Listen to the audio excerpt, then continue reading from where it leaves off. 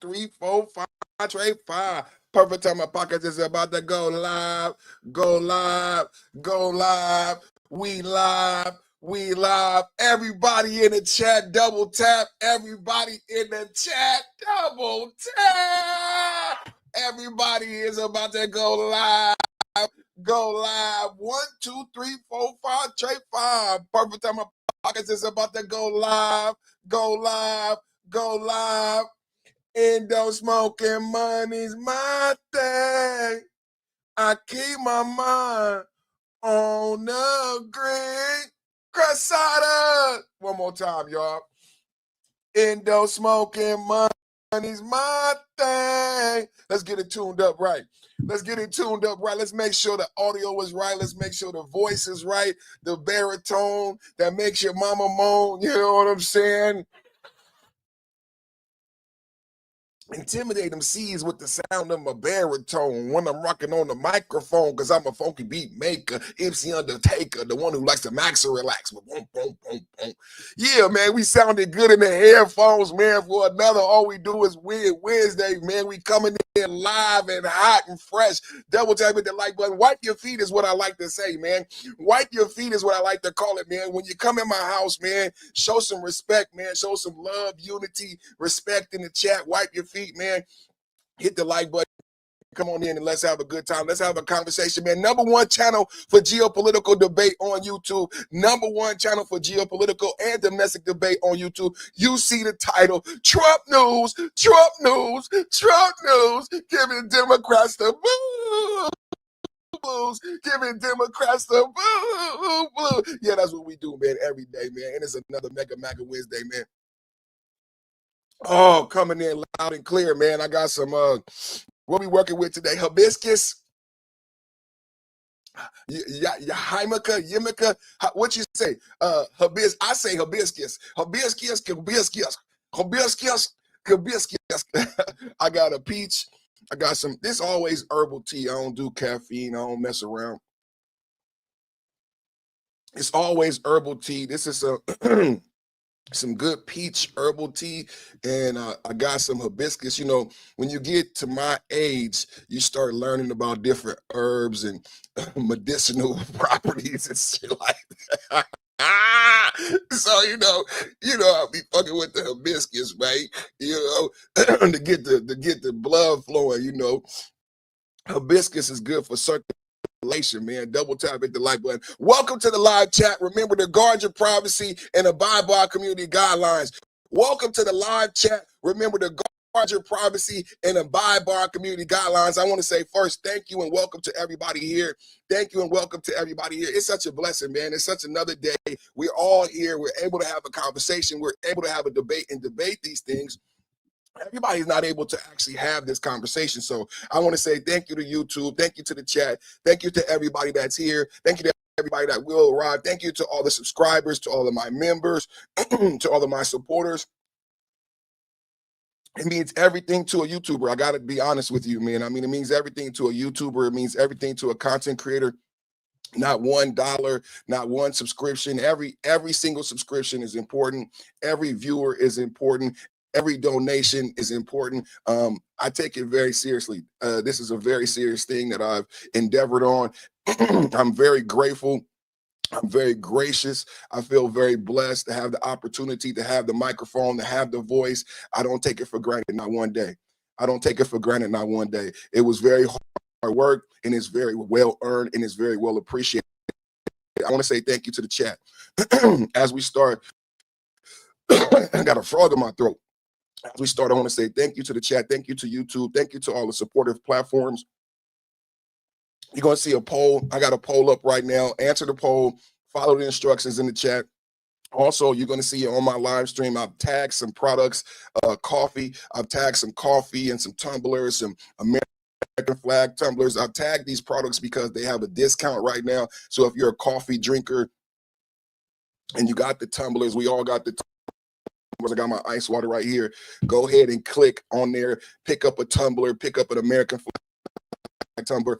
Pick up a bag of coffee that's on sale right now to support the channel. When you see the products, that's what the products are. The channel benefits from any purchases. So I benefit off of the purchases of the coffee and the tumblers. If you want to support the channel and you're a coffee drinker and you like the American flag tumblers, click on the icon on the screen. Go ahead and get you a coffee, get you a tumbler. And while you're doing that, double tap, hit the like button, hit the like, share, and subscribe. I truly appreciate it, man. I truly appreciate YouTube. I truly appreciate the platform. Today, we are back with another Mega MAGA Wednesday. That's right, another Mega MAGA Wednesday. How y'all like the jersey, man? Yesterday, the Detroit jersey worked. Yesterday, Detroit won. Let's give it up for Detroit.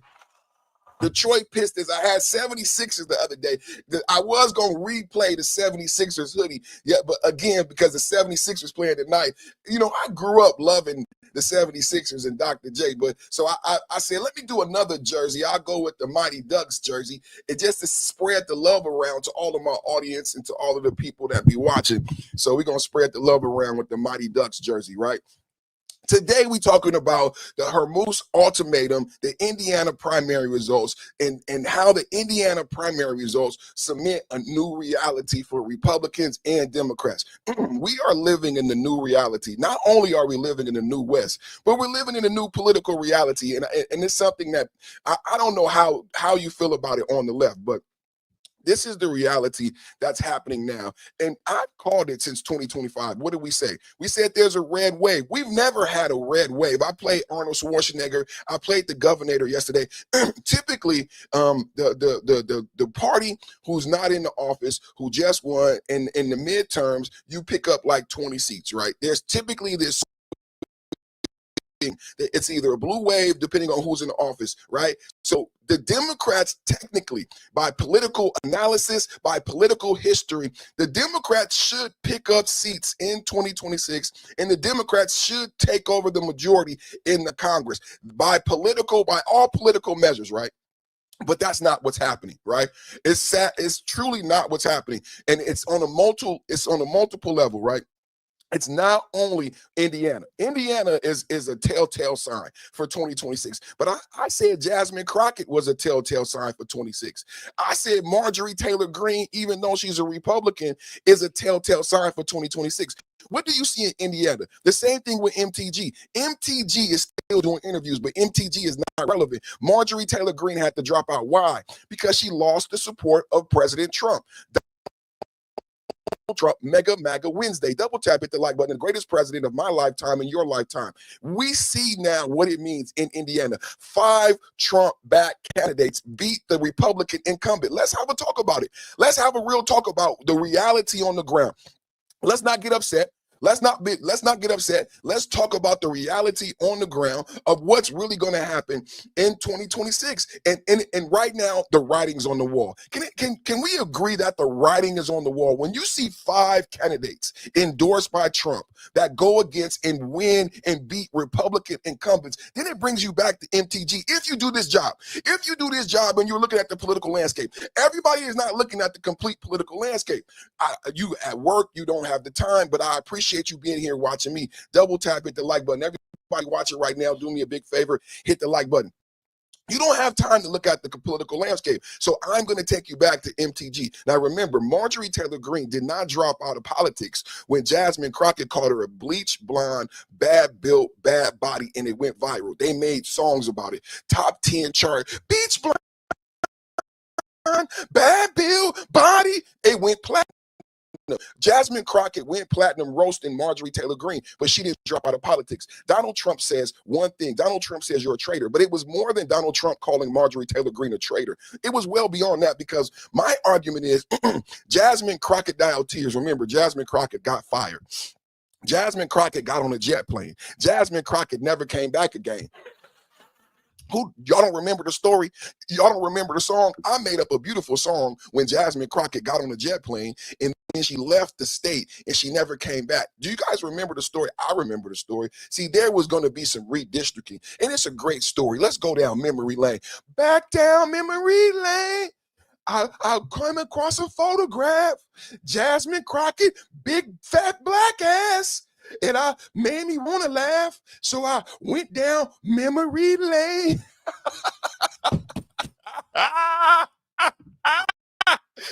I came across a photograph and I had to laugh about Jasmine's fat black ass, and it made me go down memory lane. She was so lame. Y'all don't remember. I remember. Y'all want to have a talk? Let's go down memory lane. Jasmine Crockett started whining and crying about some redistricting, but she never was honest. You know, she would have went further if she was just honest. The Democrats don't know how to be honest. All the Democrats know how to do is lie, cheat, and steal. Double cap, hit the like button. Love the jersey. Who was that? Levon, man, shout out to you, Levon. First in the chat, get shouted out without a doubt. Salute to you. Salute to you. Thank you, man. This is one of my favorite jerseys, man. I got a bunch of them, man. I'm really blessed, man. We're going to bring out the football jersey soon. Everybody watching right now, hit the like button, man. Double tap, hit the like button, man. What you doing, man? Get the likes up, man. We're going to go down memory lane, man. We're going to tell a story, man. We're going to tell a story about Jasmine Crockett, man. Come on, man. Let's go down memory lane, man. Jasmine Crockett was kind of, she made national news. I mean, imagine how she feels, man. I understand how she feels after everything she went through. She was the political darling with her mink eyelashes, her sister girl ways, you know, cussing out Marjorie Taylor Greene, no decorum, right? No character, just a complete embarrassment to politics all the way around, right? So Jasmine Crockett makes political news, right? She goes national. And the story is this. Donald Trump, listen, now keep in mind, we're talking about Indiana. We're talking about Donald Trump and a new mandate for the American people. MAGA lives. Who said it first? I think I said it first. Can I get it in the chat? The one thing, I was right. Trump was right. I was right.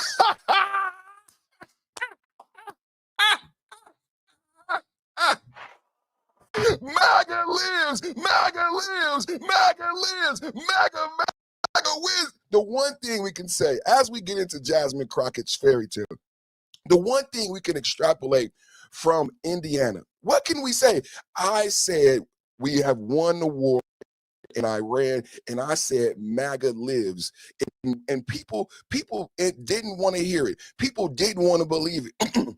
I said America is strong. The petrodollar is strong. We have won the war in Iran, and there will be a red wave. Now, and I said MAGA lives, because there are people on the Republican side. Now, the Democrats are trying to split the Republican Party. They want to say that there is a rift in the Republican Party, but you look at the polls, 100% of MAGA supports the president, 100% of MAGA supports Iran. So when you look at Indiana, I don't care where you stand, Democrat or Republican. If you're a smart Democrat, you're studying Indiana. You're studying Indiana.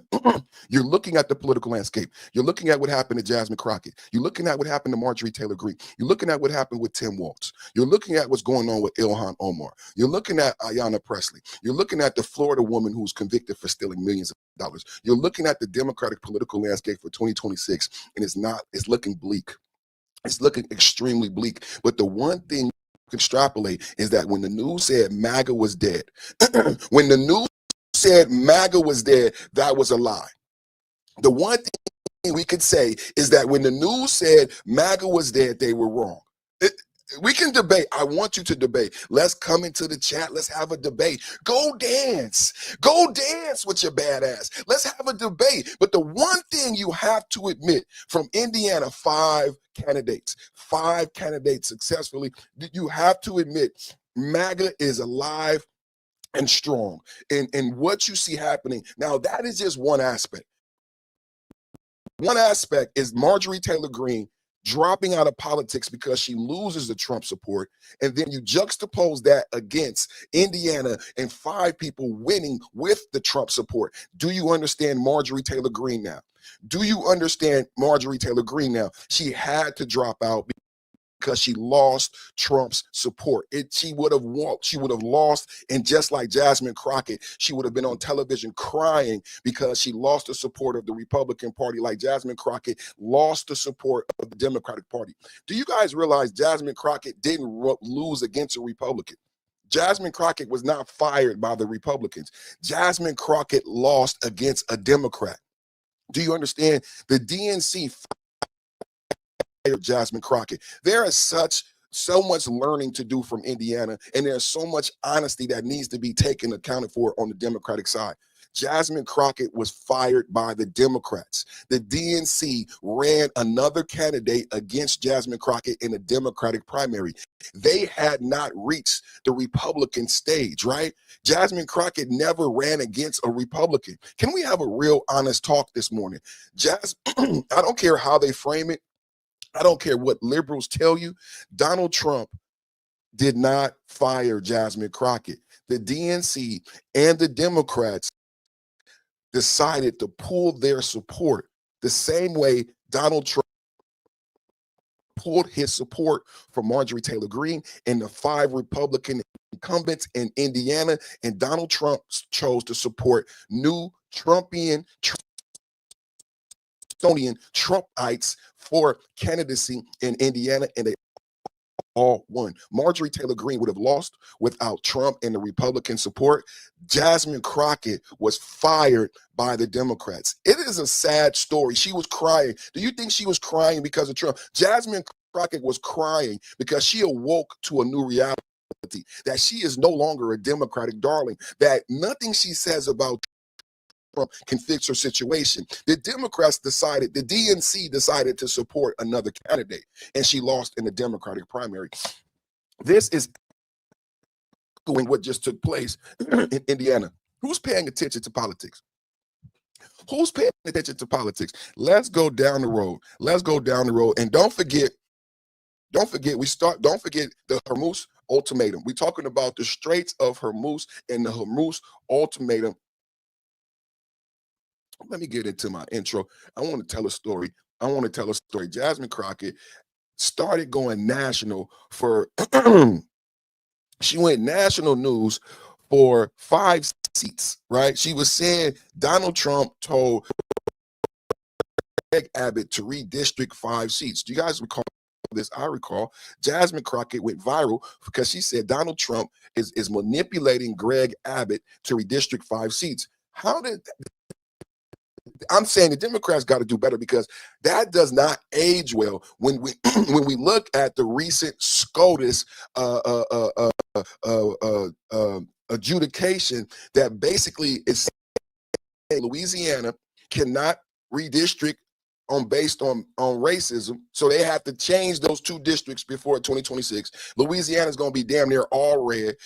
You have 5 other states that will lose these quasi Democratic districts, and these states will all become red. So when Jasmine Crockett went national, when Gavin Newsom spent billions of dollars of Democratic money, they didn't finish the train, they haven't fixed homelessness. How many people, this is a great story if you pay attention. In California, we have the highest gas. Right now in California, the average is $6. Some places is $10. What I'm talking about is a special election that happened during shutdown in 2025. I think it was in November. I think it was November 4th. They had a special election in California for the 5 seats that got redistricted in Texas, right? It cost billions of dollars. It cost taxpayers money to put on a special election. Keep in mind that Gavin Newsom has failed California, and we still don't have water for a forest fire.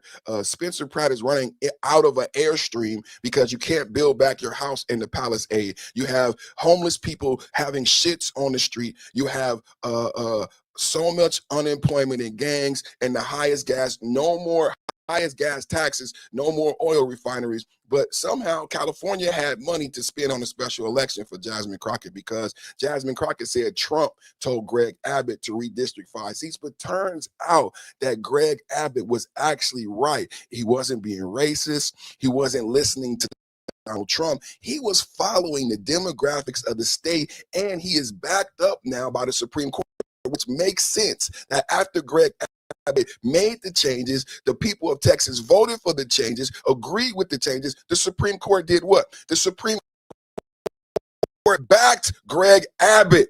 The court backed Greg Abbott and allowed them to redistrict those 5 seats. Jasmine Crockett was fired or should I say, Jasmine Crockett's back was up against the wall. Because what she did not ever tell the American people is that one of the 5 seats, I don't know how many of you know this, one of the 5 seats in question in Texas happened to be Jasmine Crockett's congressional seat. AOC, mink eyelashes, long $1,000 weave down to her fat black ass, Jasmine Crockett. She was one of the 5 seats. You remember, she never stopped wearing her $1,000 weave, her mink eyelashes, her fat, pretty black ass, never gave up one penny during the shutdown. She never stopped wearing her weave. She never stopped wearing her long, expensive nails while you were unpaid at the TSA, while Secret Service who protect the president went unpaid, while DHS went unpaid, ICE and CBP, all these federal employees who protect the skies and protect your lives went unpaid. 50 days in 2025, over 75 days in 2026. But Jasmine Crockett, she stayed fly. Now, stay with me. I know it's a hell of a story. I know. I feel like preaching. Woo! I know. It's a hell of a story when you look at the Supreme Court's recent decision. It doesn't age well, Gavin Newsom. It does not age well, Jasmine Crockett. It does not age well, DNC. Look at how this redistricting fight has backfired on the DNC and how we already predicted a red wave in 2026. If you add all of the factors, the Democrats have to cheat. And with Trump being president, there will be no cheating in 2026. So there will be no blue wave. If you add in all of the factors that we discussed, it's absolutely sickening. And I'm so happy to be the one to break the hearts. Trump news, giving Democrats the booze, giving Democrats the booze. So California wastes all this money on a special election. And it does no good because the Supreme Court, Gavin Newsom and the Democrats had to know the Supreme Court had that on their docket. They would make this decision. Now you understand why when Tom Homan was asked about, I've been talking about immigration, I've been talking about ICE. When we talk about the numbers, 10 million at Democratic numbers, 20 million at Republican numbers, when Tom Homan was asked, why are you bringing all these people? He said, because they want votes. Licenses for all. So now when you think about what I am laying out, this is a stark, bleak outlook for the Democrats. So now we start to look at, why do we have Somalian fraud? Why did Biden open the border for 10 to 20 million people? Now you look at why, because they can't win an election without cheating. And it's not because the Trump and the Republicans, it's because they shoot themselves in the foot. It's because they lie about race. They use race and they use blackness and dogma to push socialist liberal agenda. And blacks are tired of it. Americans are tired of it. Women are tired of being infantilized. Blacks are tired of being infantilized. The Democrats need to have policy. The Democrats need to have policy. The Democrats need to have policy. And damn it, if you're not on the MAGA Trump wave, what you learned yesterday is you cannot be what you learned from Indiana yesterday is you can't be like my mama used to say, splitting the fence. You can't be on one side. You can't be for I'm a Republican, but I don't like Trump. There's no more of that. There's no more. What you learned in Indiana is if you're not on the MAGA train, then you are getting left behind. You with Jasmine Crockett. You are with Marjorie Taylor Greene. You are with the 5 Republicans who lost to Trump Republicans in Indiana. There is no splitting of the Republican Party. There is no more massy clowning bullshit. There is no more doom. There is one Republican Party. There is one king. There is one Ayatollah. His name is Donald Trump, the king of motherfucking New York. And you gotta buy dope from us. If you want to ball keys, if you want to stack G's, you gotta buy dope from us. The only people in the world with oil, the only people in the world with gas, the only people in the world with fertilizer and food. Before I ran California forth, Gavin Newsom loves to brag about California being the largest economy, but what do? We grow the greens for the world. We grow food for the whole world. Did you know why the world had E. coli? Why does the whole globe know the world E. coli? Because of migrant farming workers. Why is there so much crime in Stockton, California? Who knows what a migrant worker is? Who knows what E. coli is? Who knows what a migrant worker is? California grows 80% of the globe's greens. America is good. America got food. America got oil. America got white pussy. Double tap and hit the like button. I said America is good. America got food. America got oil, energy, and white pussy. Double tap, hit the like button. Everybody got to come to America for oil, for food, for energy, and white pussy. There's no white pussy anywhere else in the globe. There are no Elsas. There are no Cinderellas. There are no Susans. You never fuck with a bitch named Susan, man. You gotta come to America, the land of the free, the home of the brave, and the whitest, hairiest, wettest, sweetest pussy on the earth. Double tap, hit the like button. People forget what the reality is of this globe in geopolitics. I'm not forgetting the reality. Donald Trump said, and Pete Hegseth said, we negotiate with bombs. Can I get bombs over Baghdad? Don't pull the gun out unless you prepared to bang. This is what I got to say to the Ayatollah's son. This is what I got to say to the IRGC. Don't pull the gun out unless you're ready to bang. Bombs over Baghdad. Everybody in the chat right now, sending this out to Iran. Hashtag tag Iran. Tag the IRGC. Tag all of them motherfuckers. Tag the Houthis. Tag Hezbollah. Tag Hamas. Don't pull the gun out if you ain't ready to bang. Bombs over Baghdad. Woo! Don't pull the gun out unless you're ready to bang. Bombs over Baghdad. How many people in the chat feel what I'm saying? Don't pull the gun out unless you're ready to bang. Iran talking all that cash shit. Iran talking all that cash shit. Iran talking all that cash shit. I have a wake-up call. Bombs over Baghdad. I have a wake-up call. I have a wake-up call. Double tap hit the like button. Double tap hit the like button. I have a wake-up call. I have a wake-up call. Let's have a talk this morning. Huh? I have a wake-up call. For Iran, for the haters. I have a wake-up call for Iran, for the haters. Do y'all understand what's going on in Iran? I got some shit I want to break down to y'all. I don't think people understand about Trump saying we negotiate with bombs. Mario, I watch your channel. Mario, I watch your channel. No one has answered the question. And this is what it all comes down to. What it all comes down to is how long will the Americans be in the region? Can I give you some math, Mario?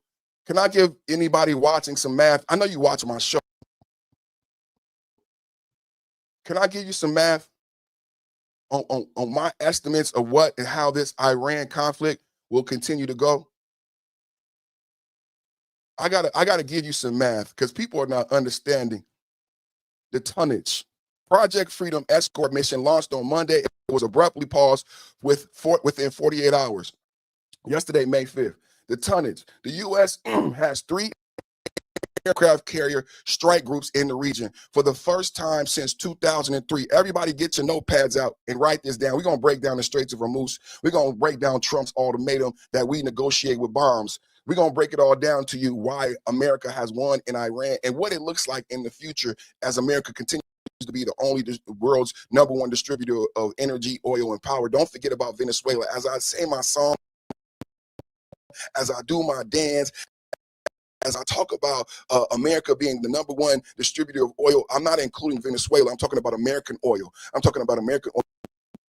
But keep in mind that we've our oil in the Qatari offshore account. We just another $2 billion deal with them. We have Caracas.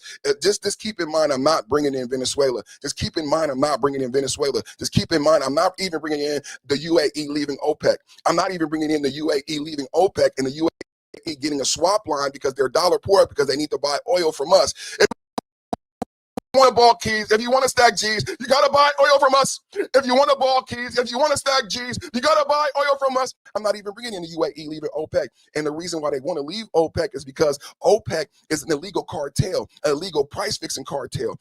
OPEC is an illegal price fixing cartel. And they regulate how much how much oil per barrel the members can produce. Well, the UAE now, thanks to Trump, double tap hit the like button. The UAE now, thanks to Trump, has agreed to leave OPEC. Why? So they can produce more oils per barrel. How many? Millions and millions upon millions upon millions make billions, millions upon millions. But that's not even including Venezuela. That's not even including Venezuela. So we talking about the UAE.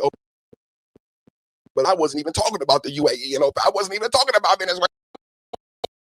I wasn't even talking about Cuba. I was just talking about American oil and gas, drill, baby, drill. I was just talking about the California, the spinach. I was just talking about the E. coli and the mic. I'm just talking about the fact that we grow food not just for America, for the whole world, Now let's talk about the Straits of Hormuz and what's really going on. As people talk this shit on The View, and they don't know shit about this. Why you can't have no women in politics. Man, Sonny on The View get on my nerves. Listen to this. And listen to my analysis. Anybody in the military in the chat? Anybody in the military in the chat? Double tap at the like button. Get the likes up. Not enough likes. Anybody in the military in the chat? Double tap. Get the likes up, man. Not enough likes, man. Anybody in the military in the chat? Because I'm about to break down some numbers, man. Double tap. Get the like button. Double tap. Hit the like button. Trump's ultimatum in the Straits of Hormuz. Anybody in the military in the chat? Double tap, hit the like button.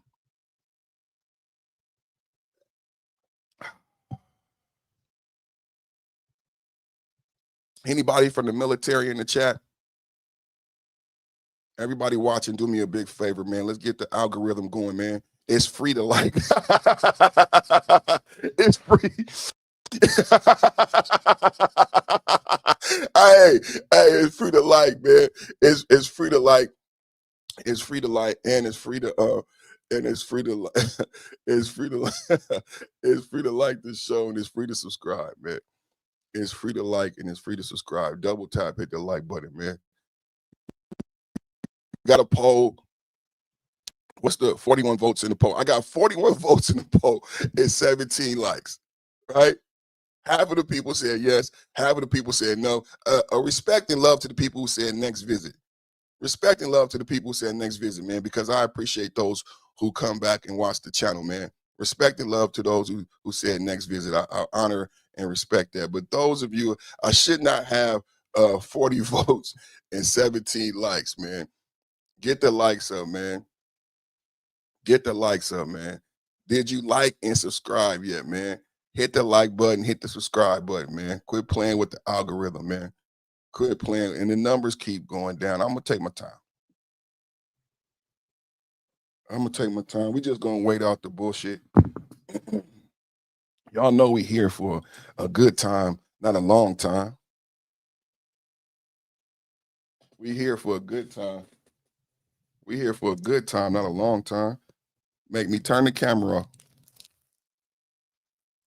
Make me turn the camera off. We here for a good time, not a long time. Get the likes up. Let's get past the boo-boo. Let's get past the boo-boo. Let's get past the player haters, man. Get the likes up, man. Get the likes up, man. Let's get past. Let me get a goal. Let's get a goal. Let's get a goal up. Get the likes up, man. Where my members at, man? I want to see more members in the chat, man. I want to see more members in the chat, man. I want to see more members in the chat. I want to see more subscribers in the chat. I want to see more moderators. Where my moderators? Where my members at, man? Hey, there you go. Relax and talk sports. MAGA, man. What's up with you, brother? Showing membership has its privileges, man. He got them special emojis. Look, he got the special emojis, man. Join the channel, man. I got a Somalian special right now, man. You could join the channel, man, or you could feed a starving Somalian, man. You feel what I'm saying? And I'm not gonna sing the song right now because it's not enough likes. You know what I'm saying? Are you a liberal? Are you an idiot? Do you have if I only had a brain? This motherfucker see Trump in the title. He gonna come in here. The level of trolling has to get better. If you only had a brain. If you my father, this is what I'm saying to you. Shout out to my brother, relax and talk, boy. He just gotta keep it going like this.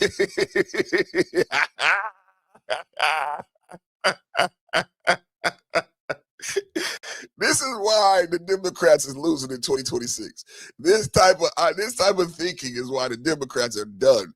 This is why the Democrats are done, so man. Indiana, man, the writing's on the wall. It's like they're not even watching the news. They're not even watching the news.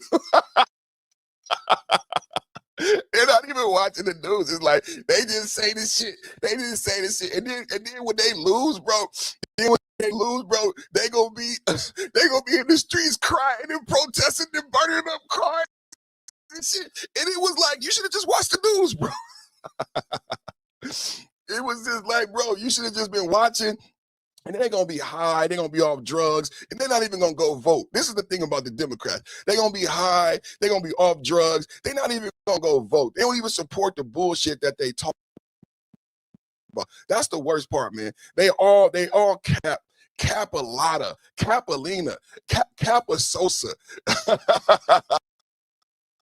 You know what I'm saying, man? No, like you could go vote. You could go do a lot of stuff other than being here making poor jokes. You know what I'm saying? Let's laugh at them. No, let's laugh. Let's show them in case they don't have jobs, man. Relax and talk sport. They don't have jobs. They don't have nowhere to go. They don't have nothing to do. So let's help them out, man. Let's paint a political picture, man. That's what we do here. It's like the Reading Rainbow. You know, there's a lot of elementary school people, man. Too many people, man. Too many people. So there's a lot of elementary school cats out here, man. So here we go. Let's educate them, man. Let's educate them. So those of you who don't understand is what we're talking about today is a red wave. There will be a red wave. What you see behind me are the winners in Indiana primary. All 5 of these individuals were backed by Trump.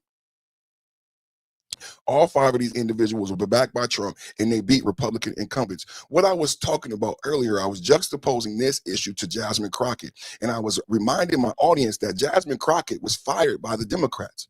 If you guys understand what happened yesterday in a Republican primary, can we understand truly what's going on? This was a Republican primary, Republican versus Republican, Indiana red primary to see who will be the leading Republican. Same thing that happened in Texas. Jasmine Crockett lost in a Democratic primary.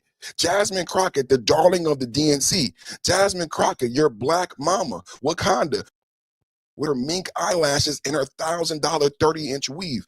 She thought she had the DNC in her back pocket. When she got redistricted out of her seat in Texas, she no longer could run for Congress because her seat, the 33rd in Dallas, got enveloped by a larger Republican district. So she knew she couldn't beat the Republican incumbent. So Jasmine Crockett ran for Senate. Now, Texas has not sent a Democrat to the Senate in over 30 years. So Jasmine Crockett had to go through a primary. Now, you would think the DNC and the Democrats would support Jasmine Crockett, put money behind her, put dollars behind her, and push her for Senate. But the DNC knew Jasmine Crockett could not win because Texas had never sent a Democrat to the Senate in over 30 years. And these are facts. I don't know why they will share with you. So the DNC ended up backing a preacher who believes in trans and gay LGBT. It's in the Bible. I'm not making this up. The DNC decided to back a preacher over Jasmine Crockett. So the money from the DNC, the support from the DNC, and the Colbert night talk show slot went to the Democratic candidate, not Jasmine Crockett. So if anybody ever tells you that Trump fired Jasmine Crockett, the truth is the Democrats pulled their support. The Democrats pulled their support, and Jasmine Crockett lost to a Democrat. Can we have a real talk this morning? Jasmine Crockett lost to a Democrat who believes that gay people and transgender people are in the Bible. That's just what I'm telling you. Jasmine Crockett lost to a Democrat. She didn't lose to a Republican. Jasmine Crockett didn't lose to a Republican. She lost to a Democrat. Yesterday in Indiana, which you're looking up behind me, yesterday in Indiana, they lost to Republican. This is a Republican Indiana bloodbath. This is a Republican Indiana bloodbath. The body 5 out of 7 Trump-backed challengers defeated incumbent Republican state senators. There was no rhinos who blocked the Trump-backed redistricting plan in December. The scalps, high-profile losses include Jim Buck in office since 1994 and Travis Holt GOP leadership since 2008. The impact. This effectively clears the path for a fresh redistricting effort next year to submit Republicans' control in Indiana. Double tap hit the like button. How y'all like me now? How you like me now? How you like me now? I said a red wave, and it's not going to be cheating. It's not going to be mail-in ballots. It's going to be legitimate politics right in your face. The impact. This effectively clears the path for a fresh redistricting effort next year, cementing Republican control in Indiana for the next decade. And man, if it didn't have mail-in voting in California, I swear to God, we'd have a Republican leadership in California for the next decade, because the Democrats have ruined California. But I believe Tom Steyer and the Democrats are going to cheat with the mail-in voting. No one in California is voting for Tom Steyer. We don't want no billionaire. And we don't want no billionaire liar. All the Democrats candidates in California have dirt on them. One of the candidates in California had to drop out for SA. 5 women are accusing him for SA. I want to ask the DNC in the Congress. He's still in the Congress. Do you guys know that Stalwell had to drop out of the gubernatorial race in California, but he's still in Congress? Why hasn't Congress censured him and kicked him out? Let's have a talk this morning. Get the likes up, man. Get the likes up, man. Let's have a talk. In the Hoosier State. Indiana.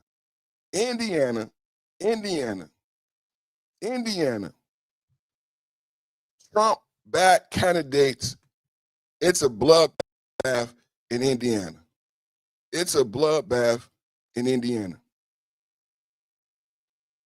Thank you, Mr. President. Let's go get the details. MAGA lives in the chat, because they were saying last week MAGA was dead. Do you know if you don't get a Trump cosign, you can't win? That tells me MAGA lives, MAGA is strong. MAGA, that's why today is a MAGA Wednesday.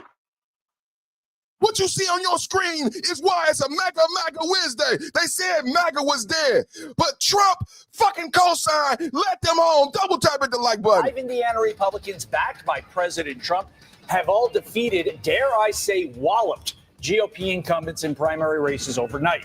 We're going to take a closer look at the power of the presidential endorsement. Plus, a pause on Project Freedom to get ships safely out of the Strait of Hormuz, as the president says we may be closer to an agreement with Iran.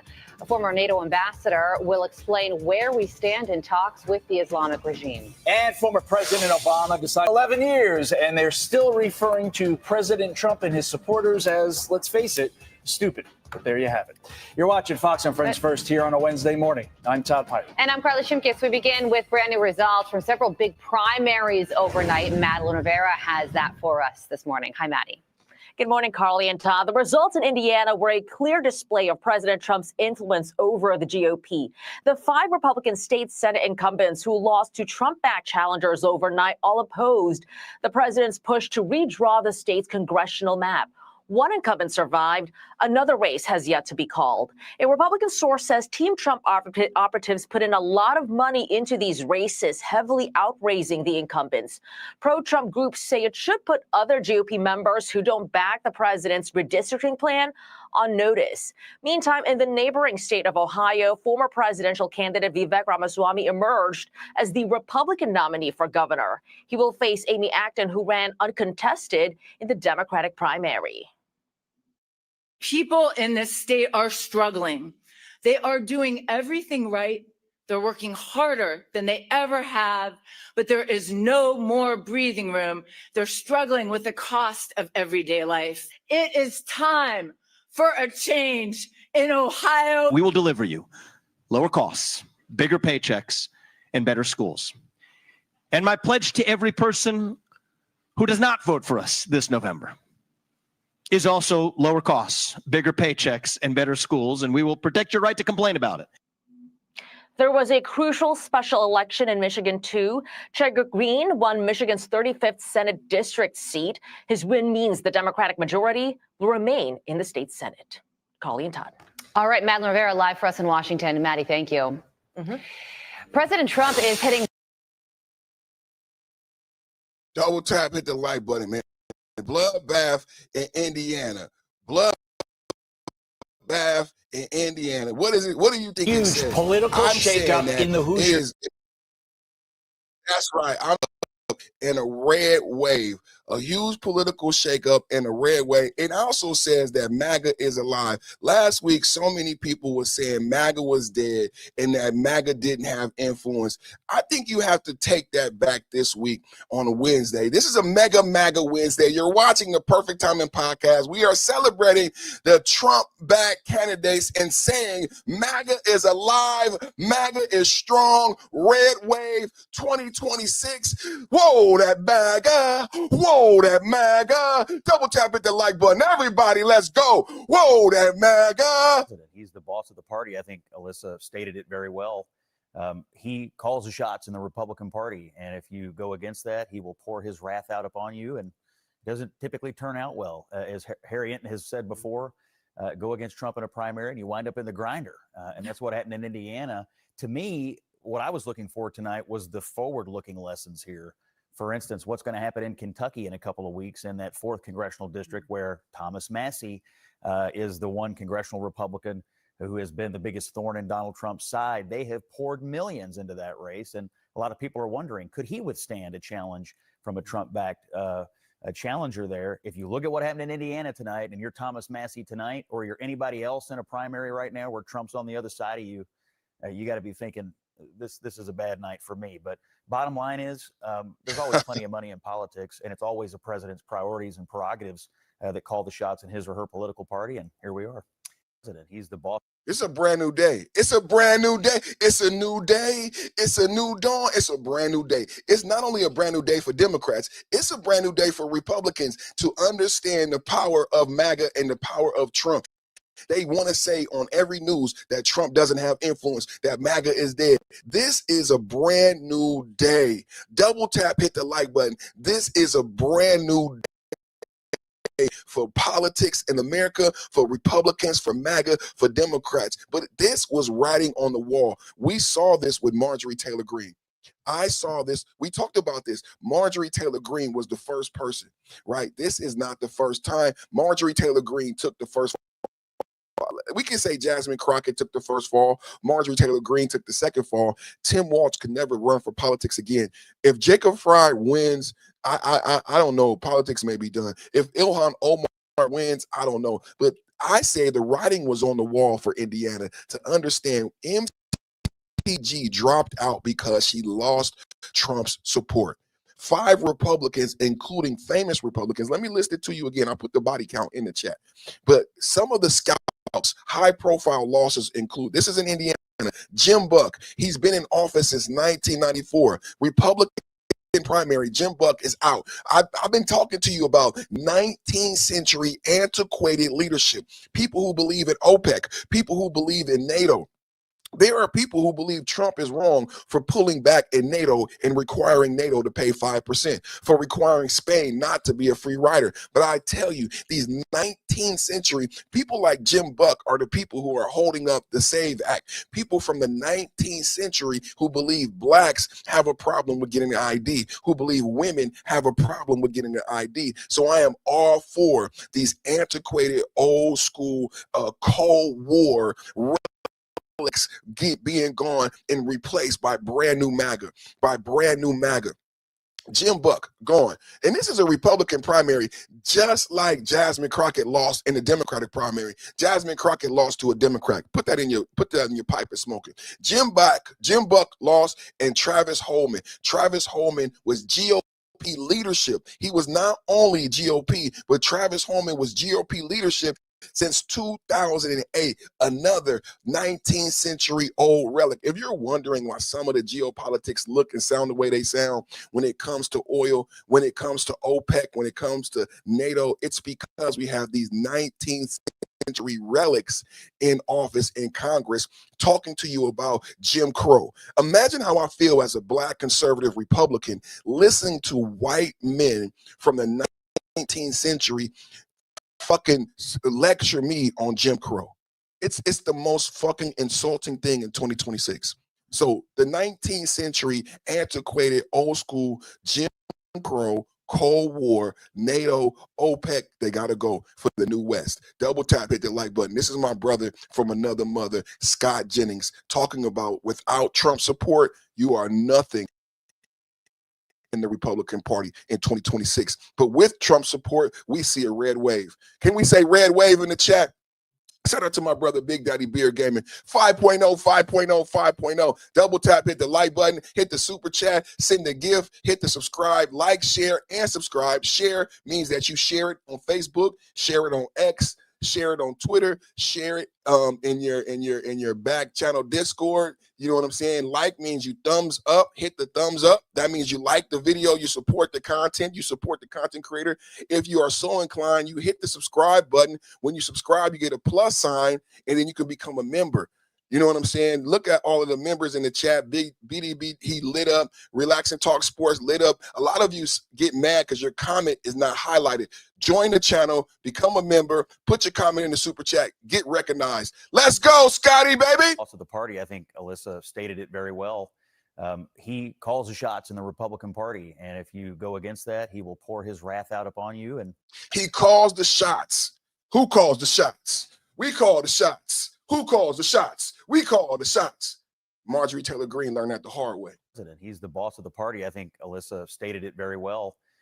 He calls the shots in the Republican Party, and if you go against that, he will pour his wrath out upon you, and it doesn't typically turn out well. As Harry Enton has said before, go against Trump in a primary, and you wind up in the grinder, and that's what happened in Indiana. To me, what I was looking for tonight was the forward-looking lessons here.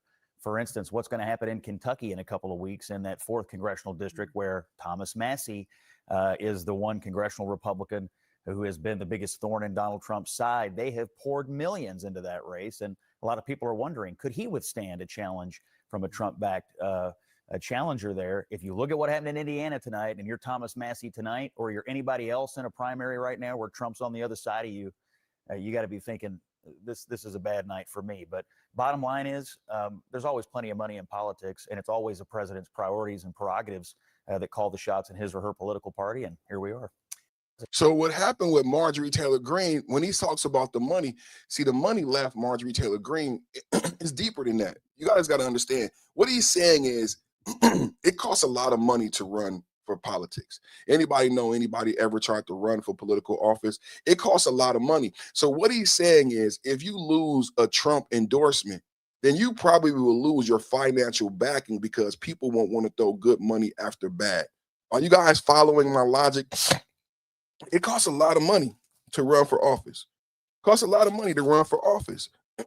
And I believe what Scott is saying, without saying it, is that if you lose a Trump endorsement, where are you going to get the money to run? Because there's people won't believe that you can win, and they will put their money behind the winning Republican because these are Republican primaries. We're talking about the bloodbath in Indiana and Trump-backed candidates winning 5-7. Double tap the like button. State senators who defied him and helped defeat his redistricting effort there last year. Let's get right to CNN's Jeff Zeleny for the latest on what you are hearing and where things stand right now. Well, John, President Trump has been seeking revenge, and tonight he is getting it. He has had a successful effort in at least 3 of the Indiana State Senate primary races. Let's go, baby! Trump is seeking revenge and he is getting it. That MAGA. That MAGA. Oh, what a great day. What a great MAGA Wednesday, MAGA. Just let it rain. Just let it rain. You could blame it on the rain, because the rain don't care. And the rain don't. Shit. I'm so excited. So what are we looking at on the screen? What are we looking at on my screen? So what we are doing is we're giving you a little bit of history of what took place in Indiana. So there were several GOP candidates who tried to block Trump and didn't vote with Trump. This is what's been going on quietly, right? There are people quietly not supporting the Trumper, right? So now Trump has taken out the belt. And this is what the young people say, belt to ass. Trump has taken out the belt. Can I get belt in the chat? B-E-L-T. Can I get belt in the chat? Trump has taken out the belt, took belt to ass to retaliate against those GOP incumbents who didn't support him in his redistricting effort, and it's not going to stop there. This is just a background of what we're talking about and what we saw in Indiana. Double tap, hit the like button, baby. Double tap, hit the like button, baby. It said Trump seeks revenge, ousting Indiana Republicans who defied him. Are you guys watching me? Trump seeks revenge against Indiana Republicans who defied him. Double tap at the like button. And he got his revenge. This is the power of MAGA. MAGA lives. MAGA is strong. MAGA Wednesday. Let's go. Perfect Time Podcast. Hit the like button. State senators who defied him and helped defeat his redistricting effort there last year. Let's get right to CNN's Jeff Zeleny for the latest on what you are hearing and where things stand right now. Well, John, President Trump has been seeking revenge, and tonight he is getting it. He has had a successful effort in at least 3 of the Indiana State Senate primary races, and one of the Trump challengers has failed. So right now, the scorecard that the White House is watching very carefully is 3-1, and the Trump-backed candidates is leading in the other 2. What are we talking about here? Why are we talking about the Indiana State Senate? Because the senators, the Republicans who have served for nearly 20 years, each one of them who lost, voted against the president's redistricting plan last December. They said that they did not believe it was appropriate to redraw those maps. The White House has said, we are going to throw you out of office, and that is what is happening this evening. It was a dramatic campaign, millions of dollars spent, and the White House is winning this revenge war, if you will, tonight. Only one non-Trump backed challenger, Senator Greg Good, is holding on. His race was a bit peculiar. He was running against 2 people named Wilson, but he is holding on. So for the White House tonight, one bit of good news in this challenging midterm election year, John. Yeah. Somewhere a political strategist making their money tonight for putting 2 people named Wilson on the same ballot. Trump wins. Trump wins. Trump wins. Indiana bloodbath. Only Trump-backed candidates is bringing the victory home in Indiana. What does this say for 2026 in the midterms? What does this say for 2026 in the midterms? The Senate voted 31-19 against the maps and WHS. Let me know in the chat how you feel about the Trump victory in Indiana. Double tap, hit the like button. The one thing I can say, we can disagree in the chat, we can debate in the chat, but you must admit that MAGA is alive and MAGA is strong. Indiana senators voting against President Donald Trump and his request to redraw congressional maps in Indiana early. The Senate voted 31-19 against the maps, and WHAS 11 News was there. More than half of the Republican delegation voted no. WHAS 11's Travis Breeze and senior photojournalist Alyssa Newton pick up our coverage of the historic vote in Indianapolis. 19 ayes, 31 noes. This bill has been defeated. A no vote after 3 hours of debate on Thursday. Republicans in favor of the maps saying they can impact what happens in D.C. The morning after the election in November and find out we lost the House of Representatives by 1 vote. If I knew that I did that, I would feel horrible. Democrats say the only motivation is from outside Indiana, and the maps would challenge the sanctity of elections. Instead of merit, we are saying that we are prioritizing a letter next to a name on a ballot with predetermined election results predicated on party affiliation. With protesters chanting outside, many Republicans also spoke against the plan. This map, drawn primarily by somebody not from here, gerrymanders so aggressively that it splits precincts across the state. Ultimately, more Republicans voted against it than for it, and the measure failed. I asked Senator Young a question in the hallway after the vote. Is this going to lead to any divisions within the party? I don't know, but who are you with? WHS 11 in Louisville and Southern Indiana. Oh, really? Okay. Well, I don't know. The other side won. We don't tend to be too upset about it, so our side. Do you think that this chamber and the leadership of this chamber did all that it could to try to get this passed? No, they did all they could to kill it. He said they did everything they could to kill it. Do you have any response to that? I do. You know, typically my style is to let people vote like they want.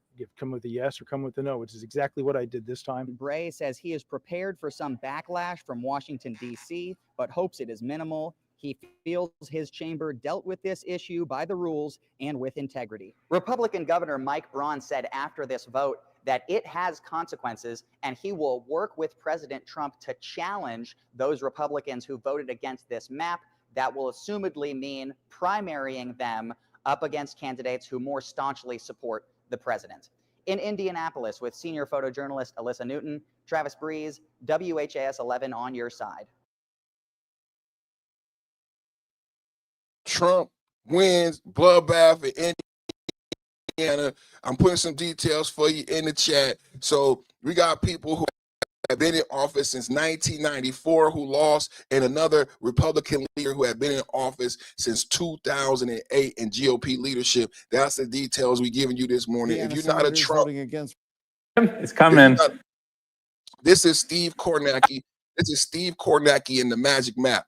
I love who put a one in the chat if you like Steve Kornacki. Put a one in the chat if you function with Steve Kornacki. We going to the Kornacki cam, Steve Kornacki in the Magic Map as we break down the Indiana bloodbath. Trump wins, MAGA is alive, MAGA is strong. Double tap, hit the like button. If you're going to vote Republican in 2026, hit the like, share, and subscribe. If you're going to vote Republican in 2026, if you're going to vote Republican in California, I live in California.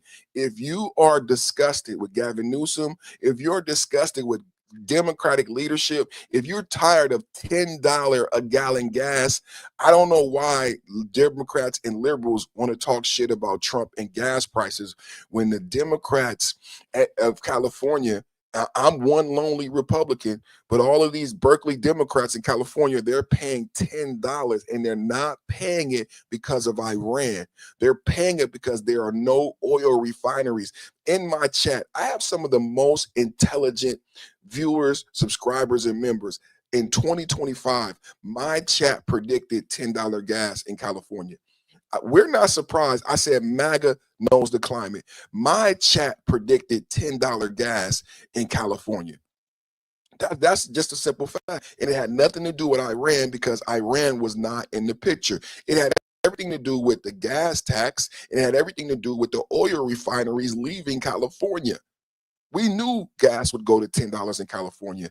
And Gavin Newsom deserves to never be in politics, and California deserves a Republican leader. If you're going to vote Republican in 2026, hit the like, hit the subscribe, and leave a comment. Drop a 1 in the chat if you're going to vote Republican. Double tap, hit the like. It's a red wave. Coming. There it is. All right. There's the check mark. NBC News has projected it in Indiana's 11th Senate District. Brian Schmutzler, a challenger backed by President Donald Trump, has defeated incumbent State Senator Linda Rogers, one of the Republican state senators who voted against the Trump-backed plan to redraw the state's congressional district. That is the fourth pink splotch you see on the map right here. That means that's the color we assigned to the pro-Trump side tonight. That is 4 incumbent members of the Indiana State Senate, incumbent Republican members, including a member of the Republican leadership, have now been defeated. And all of these 4 incumbents who have been defeated, per NBC News projection, have been defeated in landslides.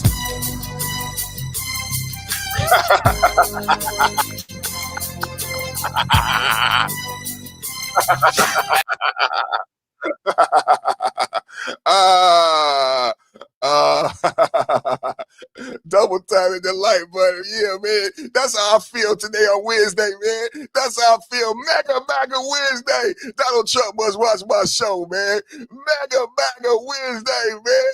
MAGA Wednesday, man. Look at Donald Trump getting down, man.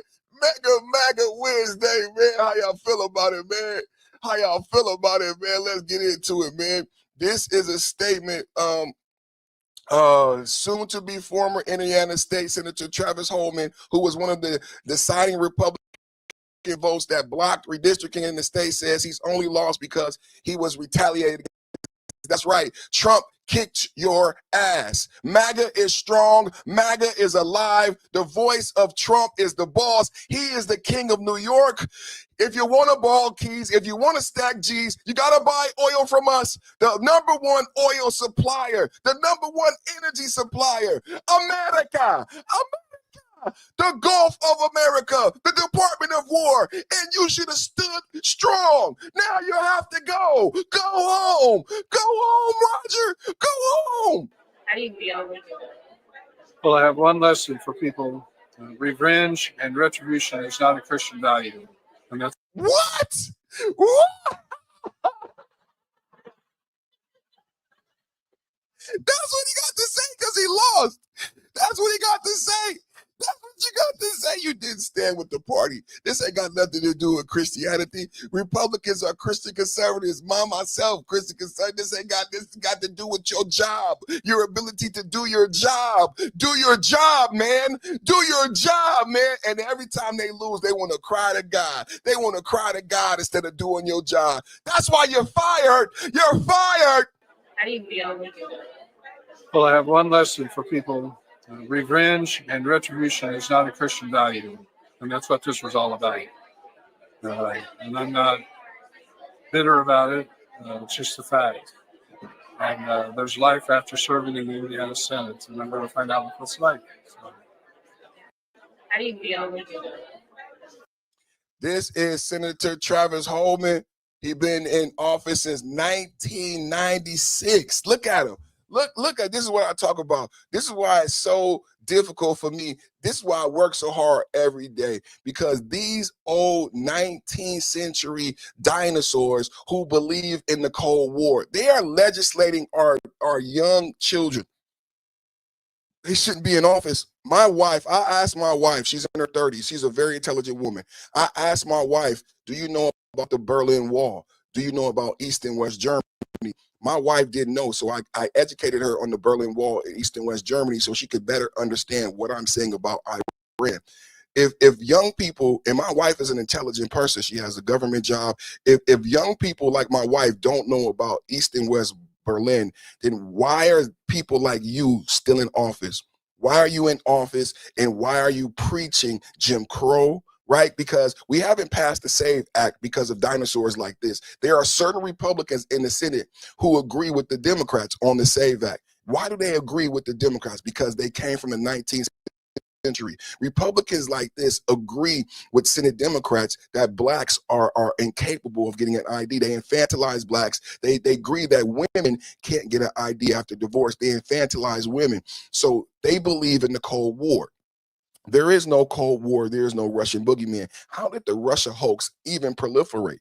How did they sell you on Putin and Russia? And because 19th century dinosaurs like Joe Biden, Hillary Clinton, like this Tom Holman are the people talking and telling you on television that you should be afraid of Russia because they were afraid of Russia. You should be afraid of OPEC because they were afraid of OPEC. But I have something to tell Holman. I have something to tell Chuck Schumer. It is not 1960 anymore. We are not afraid of OPEC and their cartel because we are oil rich. See, for a long time before Trump, America had this EPA bullshit under Obama and they didn't want to drill for oil.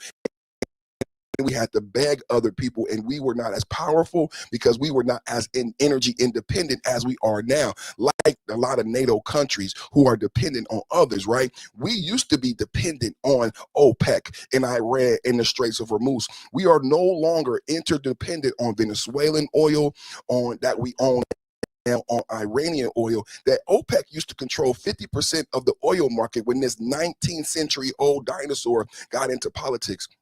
There was an oil embargo in the 70s where OPEC, the illegal cartel.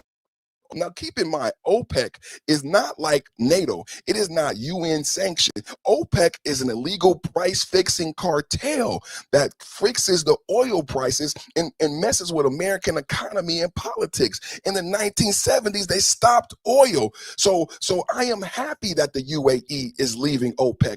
I am happy that 5,000 troops are leaving Germany, and Europe is afraid that America may leave NATO if they don't pay their fair share. I am happy that the monarchy no longer has seats in the parliament. I am happy that these 19th century old antiquated paradigms are dying in your face. I am happy that you lost. I am happy that there is a new West. And that's what I do every day is I educate my audience that there is a new West. The world is reorganizing. When you see 5,000 troops drawn down from Germany, what I'm going to talk about when we talk about the Straits of Hormuz is the tonnage, the actual tonnage. I work in logistics.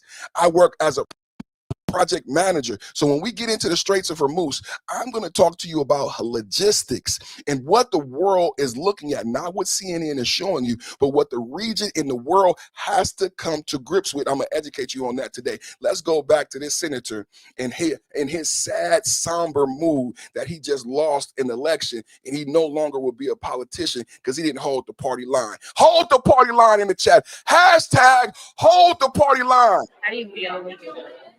Well, I have one lesson for people. Revenge and retribution is not a Christian value. And that's what this was all about. And I'm not bitter about it. It's just a fact. Is politics about revenge and retribution? Is there revenge and so revenge and retribution is not in Christianity. I've seen a lot of revenge in the Bible. Can you double tap hit the like button?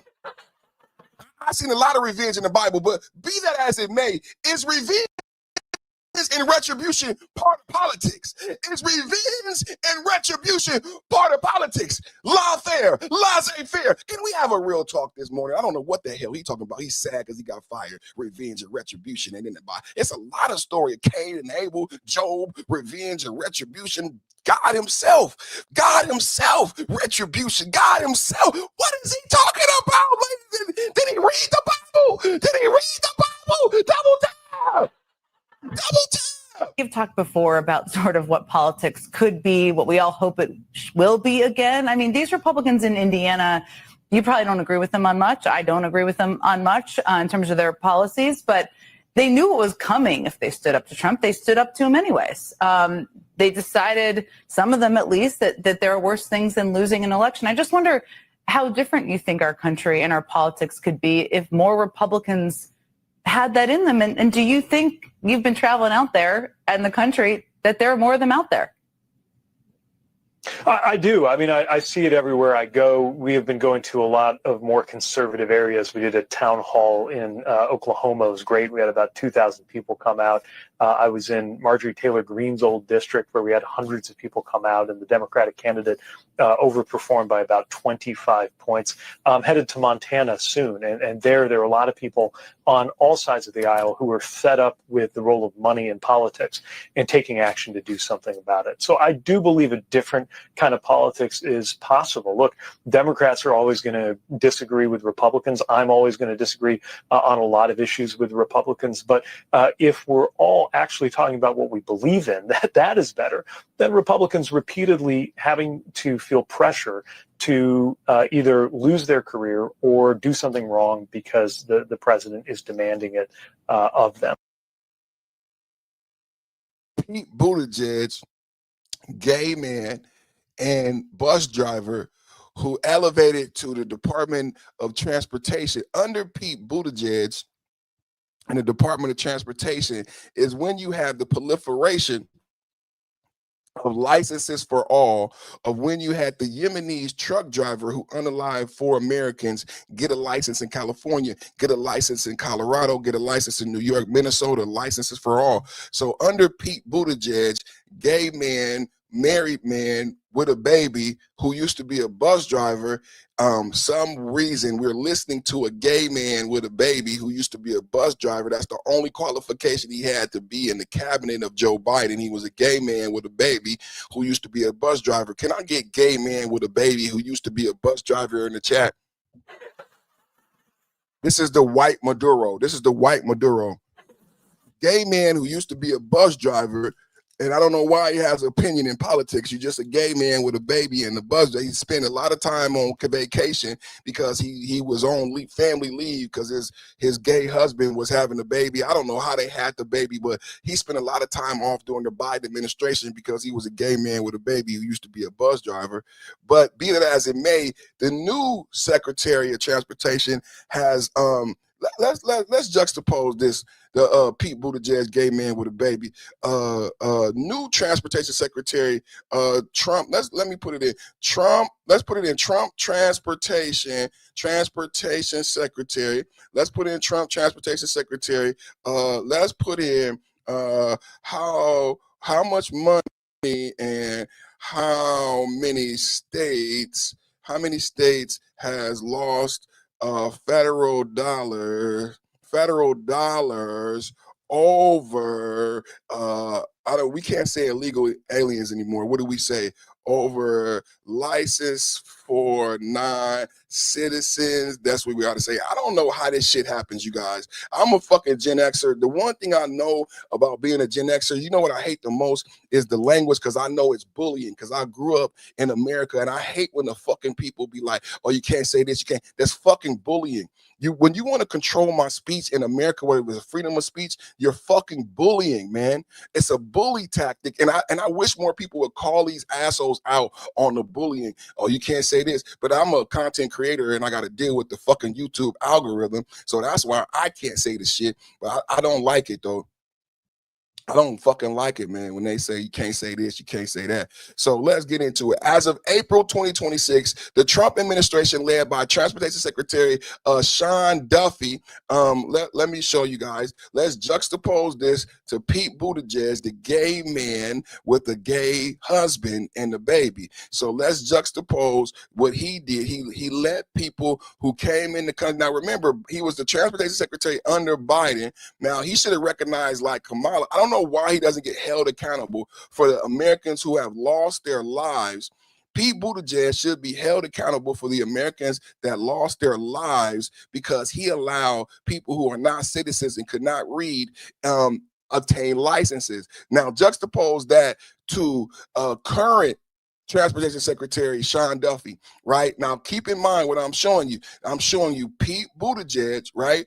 Pete Buttigieg thinks he has the right to comment on my president and my president kicking ass and taking names in Indiana, right? He thinks he has a right to comment because he's a gay man with the baby, right? So, but I want to educate people to what he was. His job was Transportation Secretary, and he failed at that miserably. He spent a lot of time off, and people died. So let's talk about Trump's Transportation Secretary. As of 2026, the Trump administration, take a look. As of 2026, the Trump administration, led by Transportation Secretary Sean Duffy, has targeted over $233 million in federal funding from California and New York. At least 2 states, California and New York, have faced direct funding cuts, with Illinois facing potential penalties due to audits regarding thousands of commercial licenses, CDLs, issued to non-citizens. States losing federal dollars and amounts. California lost $160 million. Thank you, Gavin Newsom. Can everybody clap for Gavin Newsom? So not only have we lost all of the oil refineries, not only is gas taxes the highest here in the world, not only do we have $10 gas, and it's not because of Iran, it's because of Gavin Newsom and the Democrats who steal the gas tax money. And no one asks, where does the money go? All of the money made off of gas in California from Democratic taxes, and we don't have a fix to the homeless problem. We don't have a fix to the gangs, to the drugs, to the black boys in California are 4 times less likely to know how to read than Mississippi. We have more illiteracy in California schools than Mississippi, but we're the 4th largest economy in the globe. These are realities. There's so much money in California, but it's failing every metric in California. So where is the money going? Let's just keep going. California, under Gavin Newsom's leadership, and Gavin Newsom refusing to work with the oil refineries, refusing to listen to the citizens, he lost 106. Now remember, Tesla left California. Do you guys remember Elon Musk and Tesla used to be in California? He wanted to build a new plant in California. Gavin Newsom would not work with him. He went to Texas. He said California is the most litigious state. California is the most litigious state. Do you know what that means? We'll get into it later. California lost over $160 million in federal transportation funds due to delays in canceling approximately 17,000 to 20,000 commercial driver's licenses, CDLs, held by non-citizens. How many people? YouTube is full of truck drivers. There's a lot of truck drivers who watch me. YouTube is full of truck drivers. A lot of people make money, take care of their families off of truck driving, CDLs, right? They've gone to school, they've paid a lot of money, they work hard, they maintain their trucks. How many of you knew after all the money and hard work you put into your truck driving, to your truck, to your career, and maintaining your insurance, maintaining your license, that 17 to 20,000 people who were not supposed to be having licenses had licenses in California? How do you feel about that? Double tap hit the like button. Let's get the likes up. We don't have enough likes.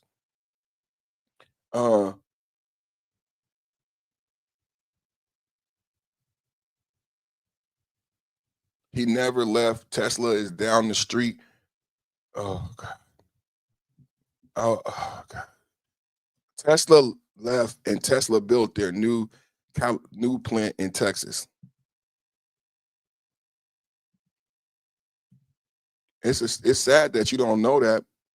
Tesla officially moved its corporate headquarters from Palo Alto, California to Austin, Texas in 2021, and further shifted its legal home to Texas in 2024.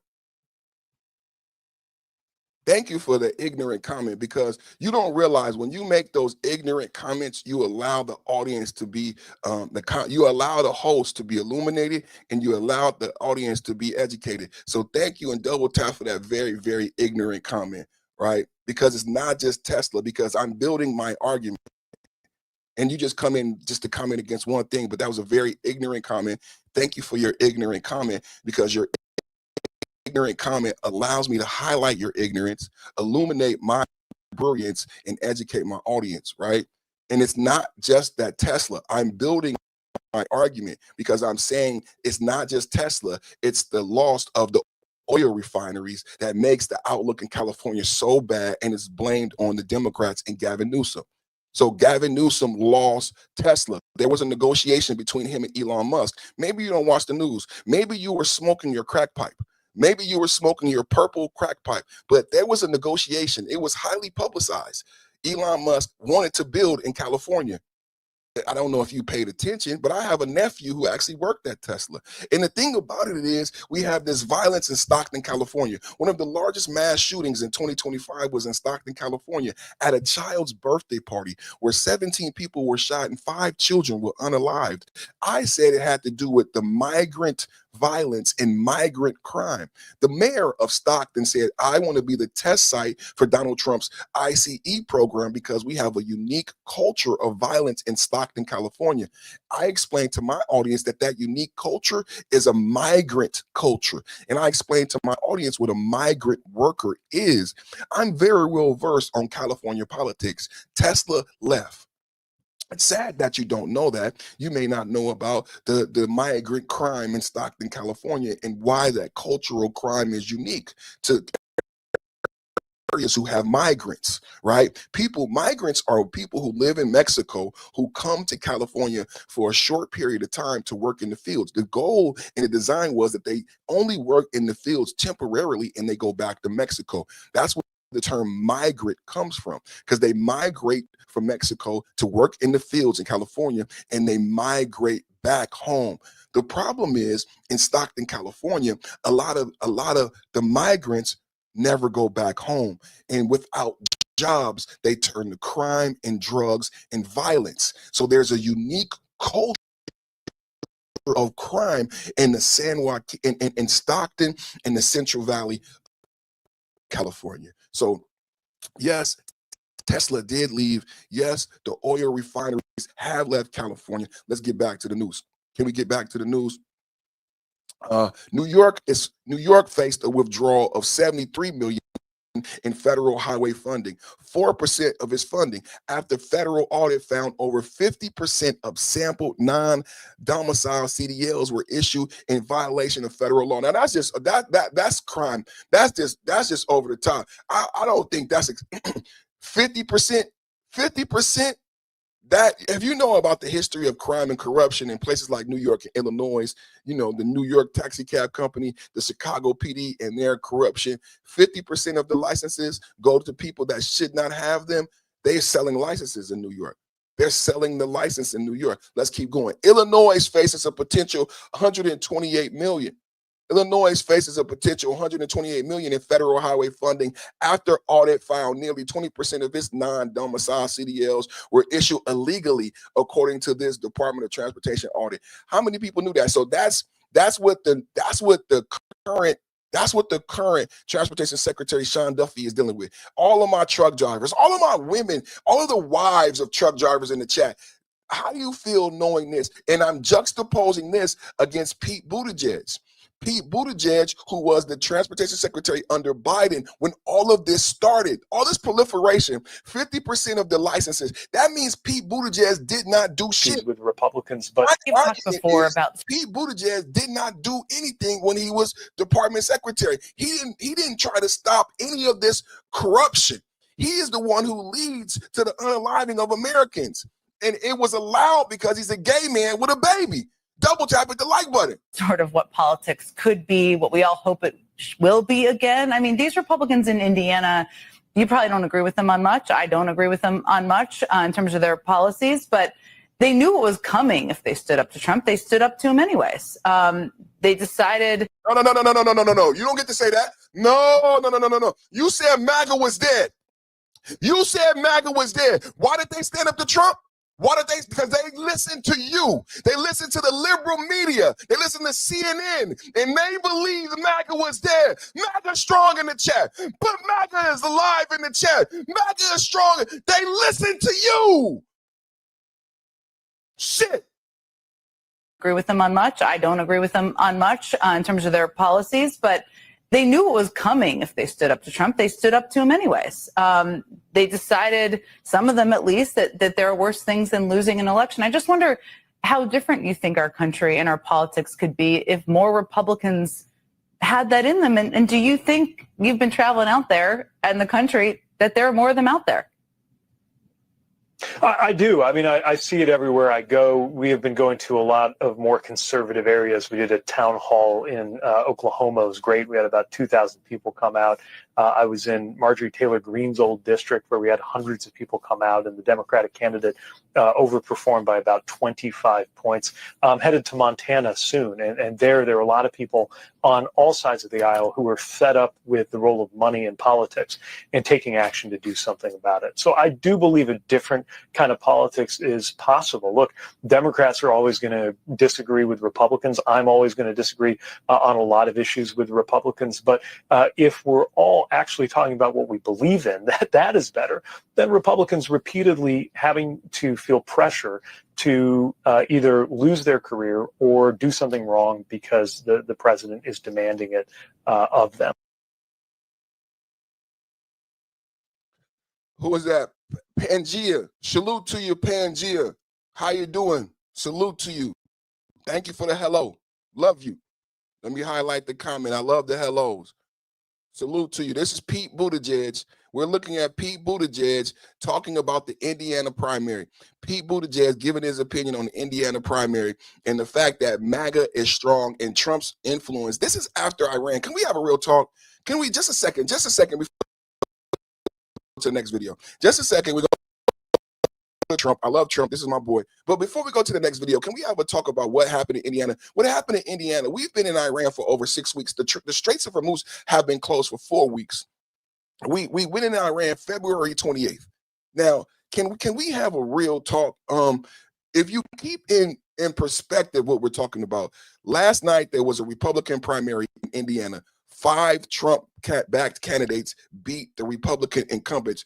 2 of them dinosaurs and 2 of them in leadership, 1 of them in 1998. Now, that is enough for us to celebrate, correct? That is enough for us to celebrate, but let's put it in context, because we're not the Democrats, right? We're intellectuals. Let's put it in context. Now, remember, they said Trump had been losing influence because of Iran. Remember, Trump is not supposed to have this level of influence if you listen to legacy media, because he's supposed to be losing in the polls because we're losing in Iran. If that's true, why what happened yesterday happened? I just want to give context to the argument that I'm putting out today. Not only did we cause a major victory, a major bloodbath in Indiana, but he's doing this after the Straits of Hormuz have been closed for 4 weeks. Gas is $10, and Trump and MAGA is stronger than ever. I wish I had who could be intellectually honest about the political landscape. That, yes, you know what? I don't like Trump. I don't like Republicans, but Trump has this level of influence after the Straits of Hormuz being closed, after invading Iran, after capturing Maduro and Venezuela. Can we have a real talk on where MAGA Wednesday? It's a reason I'm calling it MAGA Wednesday. It's a reason. The Democrats say Trump sucks because of Venezuela. Trump is failing because of Cuba. And yet and still 5. Count them. 1, 2, 3, 4, 5. 5th. Can I say 5th? 1, 2, 3, 4. Come on, man. Heavy influence. So that just tells you that I'm not the only one who understands Venezuela. I'm not the only one that understands Cuba. I'm not the only one that understands Iran. Trump is MAGA strong. Do you understand the context I'm putting forth? It's enough to celebrate. The bloodbath in Indiana is enough to celebrate and say MAGA is strong. But if you put it in proper context, if you put it in context of Venezuela, if you put it in context of the Straits of Hormuz and an Iran invasion and an Israel propaganda, then you say, hold that MAGA, hold that MAGA. You got to say, holy moly, Batman. You got to say, holy moly, guacamole, Batman. If you put it in proper context that he was able to have this level of influence after the CNN every day gives you this list, a litany of things that are supposed to be failures, and he still has this level of influence. I am not grifting when I say MAGA is strong. If you understand contextual arguments, he had this level of influence. As we invade Iran, the Straits of Hormuz have been closed for weeks. We take Maduro, we take Venezuela, Cuba is starving, and he still has this level of influence. I wish I had someone who could fucking be honest about this conversation. I won Indiana all 3 times by a landslide, and I wasn't working on it very hard. Would have been nice. I think we would have picked up 2 seats if we did that. You had one gentleman, the head of the Senate, I guess, Bray, whatever his name is. I heard he was against it. He'll probably lose his next primary, whatever that is. I hope he does, but because he's done a tremendous disservice. I mean, think of it. It's a great place. I love the people there. They love me. You know, we won in a landslide all 3 times. Got tremendous votes. I got record votes. And then there's no reason for doing that. And the Democrats do it to us, so I can't imagine that they do it. But I wasn't very much involved. But there's a man named Bray, as I guess, head of the Senate. Was that Bray? Is that the name, Bray? I mean, I'm sure that whenever his primary is, it's I think in 2 years, but I'm sure he'll go down. He'll go down. I'll certainly support anybody that wants to go against him. If I could ask you briefly about And Donald Trump, being a great predictor that he is, and what happened? He went down. Go against the king of New York, and you go down. It's funny because I won Indiana all 3 times by a landslide, and I wasn't working on it very hard. Would have been nice. I think we would have picked up 2 seats if we did that. You had one gentleman, the head of the Senate, I guess, Bray, whatever his name is. I heard he was against it. He'll probably lose his next primary, whatever that is. I hope he does. He did. He's done a tremendous disservice. But think of it. It's a great place. I love the people there. They love me. You know, we won in a landslide all 3 times. Got tremendous votes. Record. I got record votes. And then there's no reason for doing that. And the Democrats do it to us. So I can't imagine that they do it. But I wasn't very much involved. But there's a man named Bray, as I guess, head of the Senate. Was that Bray? Is that the name, Bray? I mean, I'm sure that whenever his primary is, it's, I think, in 2 years, but I'm sure he'll go down. He'll go down. I'll certainly support anybody that wants to go against him. Trump wins, bloodbath in Indiana. Trump wins. We've talked before about sort of what politics could be, what we all hope it will be again. I mean, these Republicans in Please be quiet, white lady. The white ladies just be trying to get in. They just talking points. Let's keep going. Let's keep going. Bloodbath in Indiana. Alyssa Farrar Griffin on nearly all of Trump's Indiana city candidates sweeping the primaries. Alyssa on all of Trump's candidates sweeping the primaries. MAGA strong, MAGA lives, bloodbath in Indiana. 2026 red wave is on the horizon. Alyssa, if we're watching what's going on in Indiana right now, things seem to be trending in the president's direction. So what message does this send about, I suppose, political loyalty? If you cross Donald Trump and you're a Republican, your political career is very likely over. Look, the United States is littered with politicians who opposed him as Republicans, and their careers effectively ended. I struggle to think of somebody who was high profile, challenged him, and maintained their place in office. And this is something, this redistricting in Indiana has been a goal of the White House's for over a year. The president was talking to Governor Braun. They had plans underway to get this going. So those state senators who opposed it really got in the way of a core part of Donald Trump's sort of midterm strategy, trying to boost Republicans. So it tells you, if you cross him, your career is over, even if you voted with him 98% of the time. Alyssa, if we're watching what's going on in Indiana right now, things seem. And I say the writing was on the wall, going back to Marjorie Taylor Greene. Put a 1 in the chat if you agree with Alyssa. Alyssa said if you cross Donald Trump, you got to go. I think this goes back to MTG. This goes back to Jasmine Crockett. And I think we can't just look at this as one isolated event. I think this has a buildup. I don't know why this microwave generation wants to see everything in this little 30-second soundbite. This did not just happen. This is a buildup. And that's why I laid the context that he had this victory while we are invading Iran. Let's listen to Alyssa again. Put a 1 in the chat if you agree with Alyssa. Alyssa, if we're watching what's going on in Indiana right now, things seem to be trending in the president's direction. So what message does this send about, I suppose, political loyalty?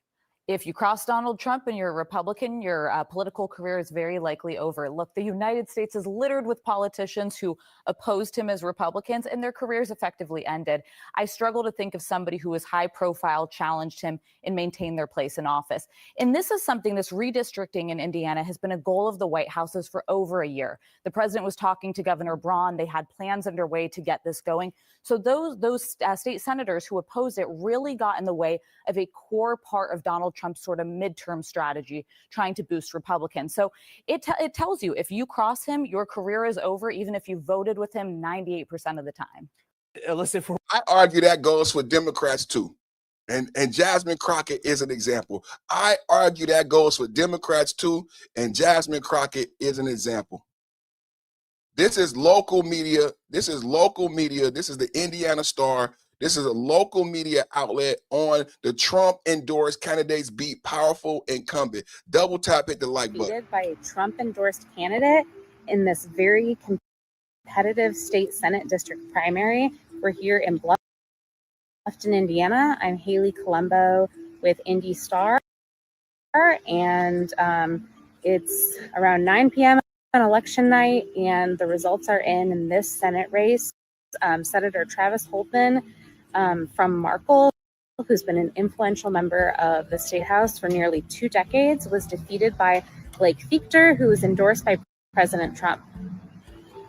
Fichter serves on the city council here and wasn't even sure that he was going to enter the race until President Trump called him out on social media and told him to run. It's a stunning upset for a really powerful member of the state legislature here who serves in leadership. And it was all about the influential redistricting vote that Holdman took back in December. He voted against redistricting, and he said that that vote is a vote that his constituents backed. And he said over 90% of the feedback that he got from constituents was positive for him voting against Trump's redistricting plan. This race, residents that I talked to said that they would receive upwards of 4 to 5 mailers every single day, negative attack ads, going both ways. And they said that that really had an influence on the result tonight. Some of the attendees at this watch party here that we went to, which has since cleared out, said that they were a little bit disappointed by the influence of Washington money in small town politics. And Holdman and Fichter were both here tonight. It was just a remarkable ending to a very contentious primary. Thanks for reading. So the Senate is not local, and he was a Republican leader, and he didn't hold the party line. Let's go deeper into this story. I want to go deeper, and let's talk about this redistricting, because the argument does not age well, right? He went against Trump on redistricting, but then the SCOTUS just came back with a devastating adjudication on redistricting as far as it based on racial guidelines. So this doesn't age well for any Republican who disagreed with Trump on redistricting. The Supreme Court just agreed with Trump. So it was valid that you lost. Supreme Court today tied to the Voting Rights Act. It's one that could impact who represents you in Congress. The Democrats fear it means less minority representation. Republicans say it could send more GOP members to Capitol Hill. Yes. ABC 13's Nick Notario covered the redistricting in the Capitol and joins us live to explain today's impact. Nick, potentially a big one. Yeah, and this actually didn't even stem from what happened in Texas. This was tied to a case of redistricting out of Louisiana. Still, experts say that this decision could not only impact Texas politics, but politics across the country. Correct. When you vote for Congress this November, you may notice new names on the ballot. That's because Texas lawmakers redrew maps earlier than normal. A trend constitutional law professor Josh Blackman says you may see more states doing following a new Supreme Court ruling. Red states will have very lopsided maps one way, and in blue states will have very lopsided maps the other way. There'll no longer be sort of a benefit for racial minorities in Texas to have Democratic representation. It stems from a redistricting court case in Louisiana. Experts say it allows state lawmakers to create new congressional maps and not worry about race. The court said you can't do that anymore. Race has no business in this process. Last summer. So Jasmine Crockett, seat gone. 5 seats in Indiana. It's a red wave in 2026. This is not aging well for Jasmine Crockett, the Democrats, and any Republican who went against Donald Trump with this Supreme Court adjudication. Double tap. Texas Republicans said instead of race, they created new maps based on how people voted. Oh, wait a minute. Wait a minute. You mean politics in America is not based on race. It's going to be based on how people vote. Isn't that better for blacks and minorities? I don't understand the Democrats' argument. So we're moving away from race-based politics than basing politics on the demographics of the people of Texas versus their race and color. If they're Republican or they're Democrat, not if they're black or white. Thank you, God. Thank you, Donald Trump. Thank you, Supreme Court. This does not age well for Jasmine Crockett. This does not age well from Holdman in Indiana. That is why you were unelected. That's why you've been fired, brother. This has nothing to do. You were on the wrong side of right. Double tap at the like button. Of how that impacted the Voting Rights Act. Experts say it passed decades ago to protect minority voters. However, Blackman says the need has faded. And the courts say there are better ways to determine who represents communities. It's not 1960 anymore. It's not 1960 anymore. It's not Jim Crow anymore, right? Let's just say it. It's not 1960s anymore. This is old, outdated, antiquated logic, right? Right? That's what happened. We don't need these 19th century old, antiquated, old school systems any longer. And that's why they're failing. And that's why the people who represent them are losing. They are no longer viable candidates. You want to think it's just a loss based on Trump. No, it's not a loss just based on Trump. It's based on the fact that they are no longer viable candidates. It's not the 19th century. We're tired of you trying to scare us about the Cold War rhetoric, this Russia hoax. We're tired of you trying to say LGBTQ and women are infantile. We're tired of all the Democrat bullshit, right? And that's what it comes down to. You sided on the wrong side, brother. You sided on the wrong side, brother. That's all it is. And now you're no longer. And Donald Trump and MAGA is strong. The other piece is Donald Trump and MAGA is strong. Don't get that twisted. Donald Trump and MAGA is strong. What we're talking about is the bloodbath in Indiana, and Trump nominated our back candidates winning the Republican primary. Issued a 6-3 ruling narrowing the Voting Rights Act, specifically how states draw their district lines. Now, the case centers on our neighbors in Louisiana, but the fallout is expected to have some impact right here in our state of Texas. Fox 26's Sherman Desell in the studio with us with what this means for our vote. Yeah, so it means a lot. If you were expecting a massive redraw of the Houston map before November, you can breathe a sigh of relief for now, because the maps we have today are the ones that we'll use this fall. But experts say that this ruling is a slow burn explosion. It essentially gives a permanent legal shield to current district lines, and it clears a path for even more aggressive redistricting in the near future. With the ruling today, Section 2 remains, but it's effectively toothless, and there's no longer any significant protection for minority voters. The only way it would appear that a Section 2 case could be successful is if the people drawing the map were overtly racist and overtly saying the reason they were drawing the maps was to discriminate against an ethnic or racial group. Yeah, so more on what Mark Jones just said. This effectively guts Section 2 of the Voting Rights Act. And while the law still exists on paper, the court has raised the bar for challenging a map so high that it's now nearly impossible to win unless you have proof of stated racial bias. And this is a significant victory for Texas officials like the Attorney General and Republican candidate for U.S. Senate, Ken Paxton, who has repeatedly called the state's current congressional lines his big, beautiful map.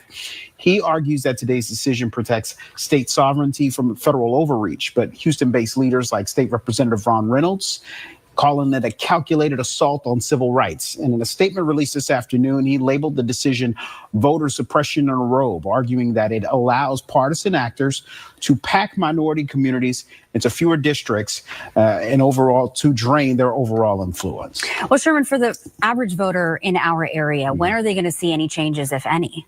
Yeah, so that's another good question. 2026 is set. So this year, you don't have to think about that. But for the years to follow, Mark Jones says that a lot of the protections that minority voters had enjoyed in terms of minority majority districts are now no longer going to be there. So if those districts like an ISD are in a jurisdiction that's controlled by Republicans, Jones believes that we're likely going to see a redistricting process happen, or at least the potential of one. So the real battle starts in January with these new rules. We could see some discussions over Texas House and Senate maps start as early as January for the 2027 session. But for people right now, they don't have to worry about this year because everything's been set. Right, everything's been set. And we'll be, of course, following this for you. For so sure. Definitely have that. That's just to let you know background why this doesn't age well. Why this doesn't age well for anybody who did not back Trump, who did not support Trump. It doesn't age well at all, at all, at all. It doesn't age well. Let's keep going on the nutty Democrats. Let's keep going. Van Jones on the nutty Democrats. We're going to keep going on the nutty Democrats. Double tap. Mega MAGA Wednesday. Look, I think he is a moderate Democrat. and that should not be illegal in this party. My God, you have to agree on 100% of 100% of the Berkeley, California agenda to be a Democrat? It doesn't make any sense. Like, it just shows you how nutty things have gotten, that somebody who wants to stick up for Israel and doesn't want an open border somehow now has to be a Republican. That's completely insane. Look, I think he is a moderate Democrat, and that should not be illegal in this party. My God, you have to agree on 100% of 100% of the Berkeley, California agenda to be a Democrat? It doesn't make any sense. Like, it just shows you how nutty things have gotten, that somebody who wants to stick up for Israel and doesn't want an open border somehow now has to be a Republican. That's completely insane. Look, I think he is a moderate Democrat, and that should not be illegal in this party. My God, you have to agree on 100%. That's Van Jones being honest about the Democrats' nutty behavior. But so that's one aspect. But then listen to this. Listen to the Black Panther. The Black Panther has a different opinion. Now, this is after the president has been attempted assassination on the president 3 times. Donald Trump was shot in the ear. Charlie Kirk was assassinated. We have all this political violence from the left. Let's listen to Black Panther, Barack Obama, the king of Wakanda, in his opinion of politics in 2026, sitting with Colbert. Now, remember, Colbert pulled the rug out from underneath Jasmine Crockett. Anybody want to know why Jasmine Crockett lost? Jasmine Crockett lost because the DNC pulled support and they gave the Colbert time slot to their new candidate, a pastor who believes transgender and LGBTQ are in the Bible, right? So that's what happened to Jasmine Crockett. Let's listen to the Black Panther, the king of Wakanda, your black mama, Barack Obama. What do you think about Who is doing the assassinations? Donald Trump has been attempted assassination 3 times, shot in the air. Charlie Kirk assassinated. And Trump, we just had the White House Correspondents' Dinner, and a 31-year-old engineer travel by train across the fucking country 2,000 miles with a bag full of guns and go to a hotel because he said Donald Trump was a PDF, blah, blah, blah, blah, blah. And this is Obama, the king of Wakanda, talking about he's worried about Republicans. You should worry about Republicans dying. What is he talking about, ladies and gentlemen? You are watching the Perfect Timber Podcast. Double tap at the like button. Double tap at the like button. So Abigail Spanberger is truly, they are championing this woman who is stealing from Virginia. She's triple salaries of Democrats. She's upped taxes on Virginians, thousands of dollars. She signed legislation to take away electoral college votes from Virginia. Virginia now, their electoral college votes will go with whoever the rest of the nation goes with. I mean, it's so much she's done in 3 months. She's only been governor 3 months. She's already wrote legislation to take, let me look this up. Now, I'm going to look it up. I'm going to look up VA Governor Spanberger on electoral college. Did you guys even know this? Did you guys even know this? I want to bring up what she did. It just because it's funny how they feel about stuff. It's funny how they feel about stuff. I want to know about Spanberger. Spanberger bill on electoral college votes. Hello, it's not working. It's not working. Spanberger.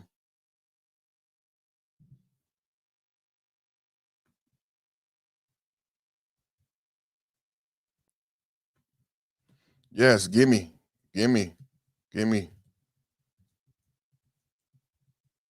Come on, man. They always do this shit. On April 13, 2026, Virginia Governor Spanberger signed HB 965 and its identical state version SB 322, making Virginia the 18th state to join the National Popular Vote Interstate Compact. Key details of the bill. The bill shifts how Virginia awards its 13 electoral college votes. How many people knew this? And they're saying that Spanberger is this great person. Best president ever. as Spamberger, and he backed Spamberger over the black woman. He backed Spamberger over the black. Key details of the bill. Purpose. The bill shifts Virginia's awards its 13 electoral college votes. Instead of awarding them to the winner of the popular vote within Virginia, the current winner take all system, the state will award them to the winner of the national popular vote, right? Taking away the power of the people without a vote. So you elect her to governor, and this is what she do. She signs a bill and then takes away the way your electoral college votes are counted. She's only been governor 3 months. The 270 activation clause. The law will not take effect immediately. It only becomes active once enough states join the compact to reach a combined total of 270 electoral votes, the majority needed to elect the president. Current standing with Virginia's addition. The compact now includes 18 states in the District of Columbia totaling 222 electoral votes.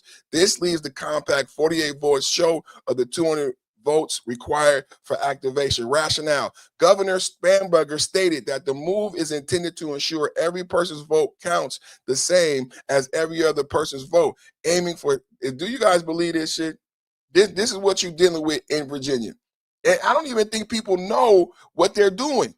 That's not including the dog tax. That's not including tripling the salaries of Democratic people. But they believe Spamberger, and then he says he's a liberal, right?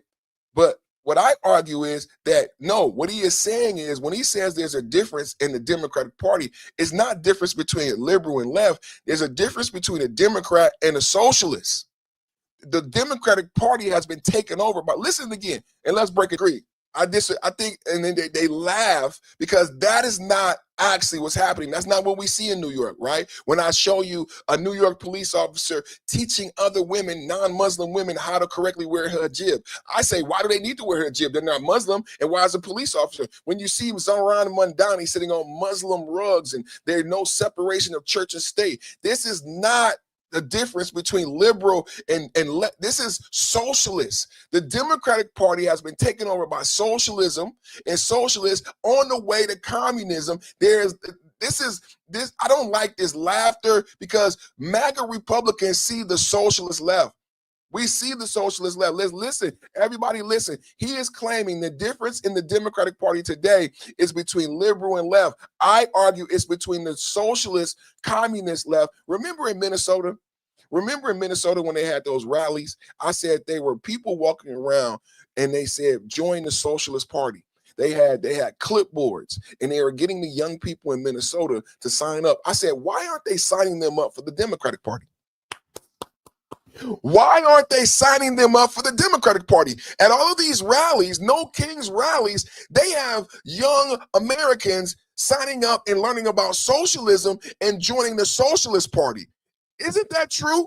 The party should left. Do you guys catch that? He does not answer Colbert's question about the split in the Democratic Party and people like Zohrani Mamdani and AOC who are left of the left, so far left, they are socialists. He doesn't. Empirical evidence. Let's give Barack Obama, the Black Wakanda, your black mama, some empirical evidence because I'm tired of this bullshit. I can't listen to this bullshit no more. Let's get into the socialist left. Let's get into the socialist left. Barack Obama, the king of Wakanda, talking about empirical evidence. I got some empirical evidence for your ass. A Democratic base, right? But what about all Americans, right? How about all voters? Voters who say the Democrats are now too liberal. Look at this percentage. It was 42% in 96, 48% in 2013. Now 58% in 2025 of all voters say that the Democratic Party is too liberal. The Democrats are moving to the left. The far left is gaining power, and there could be some electoral repercussions because what we see right now is voters, the clear majority, say that they're talking about the Democratic too left. Empirical evidence. He wanted some empirical evidence. I got some empirical evidence for your ass. I got some empirical evidence for your ass. Answer the question, Barack Obama. Answer the question.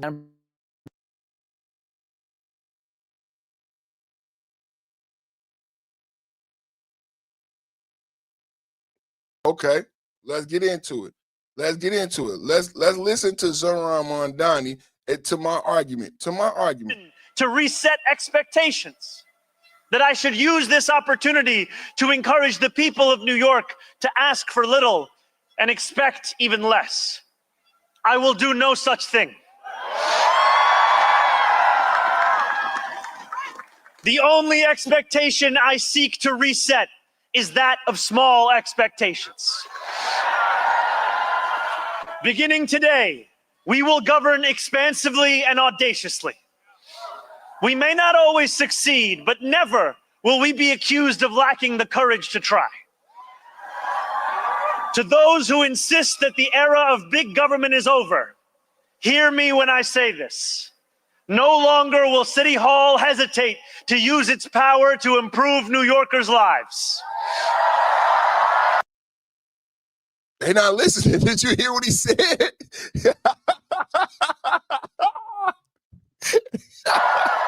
For too long, we have turned to the private sector for greatness while accepting mediocrity from those who serve the public.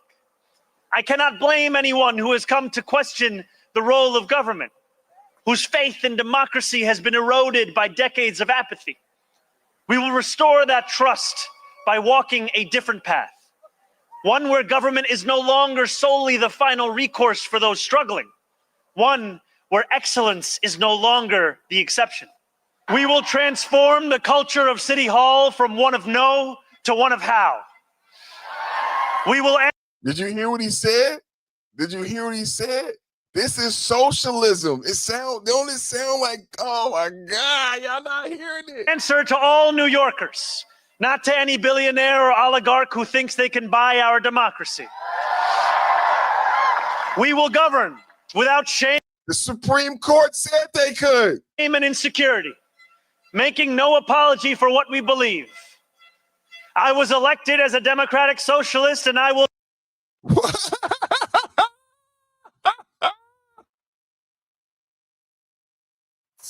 Barack Obama, answer the question.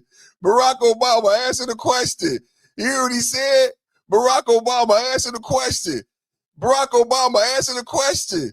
Barack Obama, answer the question. The Democratic Party is not left of left.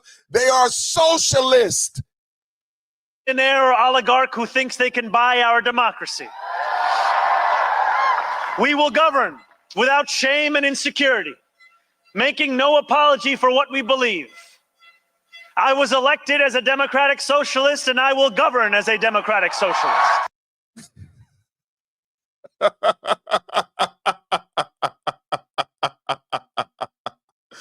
Oh, shit. Oh, shit. You know what I'm saying? I can't make this shit up, man. This is what he said, man. Listen what he said. But he said the whole speech is socialism. I will use City Hall, more government. Conservatives want smaller government. He is saying, I will expand the government to force my rule of law upon you and what I believe and how your life should be. And then remember, after he makes this speech, he comes and knocks on your door. The mayor knocks on your door without invitation, without advance notice. This is the way his manifestation of his socialist democratic views, to knock on your door without advance notice and enter your home and inspect where you live with your children. How draconian is that? We will govern without shame and insecurity, making no apology for what we believe. I was elected as a democratic socialist. I was elected as a democratic socialist. And I will govern as a democratic socialist. That argument is over. The argument is over. I don't know what Barack Obama is. I don't know what Stephen Colbert, Barack Obama is talking about. Stephen Colbert said there's the left and there's the liberals, and he said Zohran Mamdani was on the left. But the truth is that Zohran Mamdani just told us he is a socialist. I argued that the rift in the Democratic Party, when you have AOC going against Chuck Schumer, you're having socialism go against the Democrats, and the Democratic Party has been taken over by socialists. Let's just be honest, right? Because he's trying to say there's liberals versus the left. I am arguing that is not true. I am arguing that is not true. Zohran Mamdani is not a liberal or a left. He is an admitted socialist. Hello? Stephen Colbert is lying to you. Mondani is an admitted socialist. Making no apology for what we believe. Making no apology for what we believe before he tells you he's a socialist. I was elected as a democratic socialist, and I will govern as a democratic socialist. So that is the fact right there. So what is this conversation about? Can you what is he saying when he recognizes there is a debate on the direction of the Democratic Party? I say the debate is between the socialists. Democratic Party. Correct. If you read the other day, I asked about Mein Kampf. If you ever read what's the Communist Manifesto, Karl Marx, and it was written by two guys. What was the other guy? Put it in the chat. It was Karl Marx, and I always forget. Why do I forget the other guy? I must have got it wrong in high school. But if you read it, and they split, right? Socialism and communism. If you do your research on these systems, capitalism, socialism is on the way to capitalism, right? When democracy and capitalism fails, it crumbles into socialism and eventually becomes communism. So shout out to James for that excellent comment. So we're dealing with a democratic socialist right now. Like going forward. Basically, it's liberals versus the left, to be very redundant. Do you agree? He says it's liberals versus the left. I disagree. Because Mondani is not saying he's a liberal. Mondani is saying he is a socialist. See, Colbert said it's liberals versus the left. But wait. I was elected as a democratic socialist, and I will govern as a democratic socialist. So he should be asking Barack Obama, what of the new socialist left? He should be asking Barack Obama, what of the new socialist left, right? Right? He's making a joke because he has to acknowledge that there is a rift in the Democratic Party. We all see it. He's trying to make a joke out of it. Barack Obama skirts the question. Do you guys see that? He wants to do the blame Trump game. He's doing the blame game. He doesn't answer. He doesn't acknowledge that there is a rift in the Democratic Party. Even though Colbert tried to put it lightly, that it's liberal versus the left, I've exposed Mondani as a socialist. Barack Obama doesn't answer the question. How do you feel about that? Barack Obama doesn't answer the question. He doesn't acknowledge that there is a socialist left. He doesn't acknowledge that there's a socialist left. Let's get more empirical evidence for Barack Obama. Democratic capitalist, I'm not a democratic socialist. And I don't think that Mamdani, despite the fact that he's very smart, he's very charismatic, he's great at social media, I don't think he'd be good for the city. Starting us off tonight is a Democratic member of Congress here on Capitol Hill from a district just outside of New York City who has endorsed Andrew Cuomo in this race, Congressman Tom Suozzi. Thank you for being here, sir. I wonder, do you think that President Trump's endorsement of Andrew Cuomo will help or hurt him, in your view?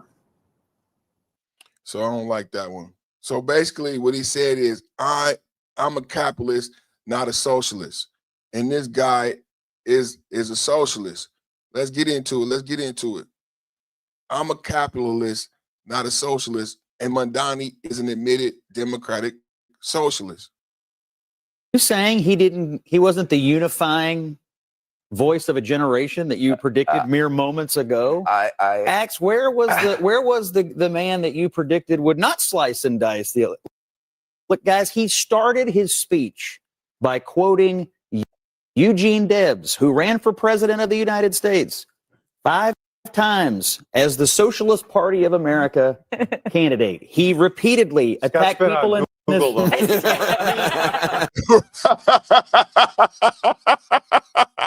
I told you.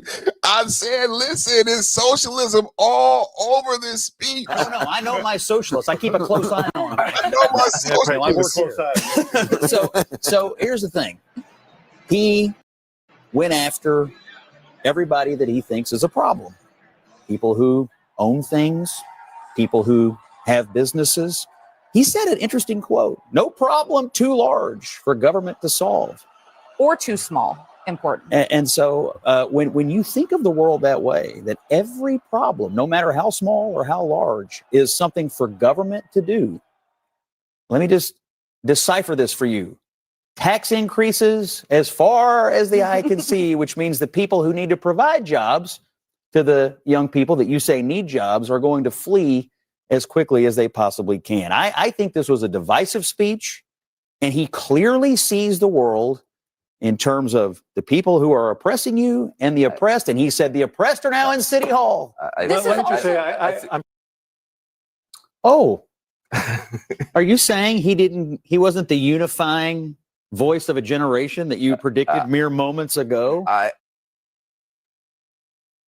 Right? That's Scott Jennings being honest about the socialist foundation of Zoran Mondani. Ax, where was the man that you predicted would not slice and dice the? Look, guys, he started his speech by quoting Eugene Debs, who ran for president of the United States 5 times as the Socialist Party of America candidate. He repeatedly attacked people in this. No, I know my socialists. I keep a close eye on them. I work here. So here's the thing. He went after everybody that he thinks is a problem. People who own things, people who have businesses. He said an interesting quote: "No problem too large for government to solve." Right. I noticed that too. In America, you're supposed to solve your own problems. Government is not meant to fix your problems. Conservatives like smaller government. Y'all didn't Or too listen. small. Important. And so when you think of the world that way, that every problem, no matter how small or how large, is something for government to do, let me just decipher this for you. Tax increases as far as the eye can see, which means the people who need to provide jobs to the young people that you say need jobs are going to flee as quickly as they possibly can. I think this was a divisive speech, and he clearly sees the world in terms of the people who are oppressing you and the oppressed. And he said the oppressed are now in City Hall.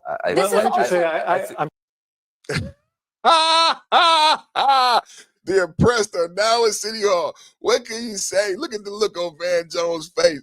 Like, you can't argue this shit, Van. Van, there's nothing to say, Van. Van, you got to give it up, Van. You got to give it up. Give it up, give it up, give it to me. You got to give it up, Van. All right. Let's get into the Straits of Hormuz. Let's get into the Iran. Let's get into Donald Trump and the Iran closure and the Straits of Hormuz. And let's get into what I was talking about earlier.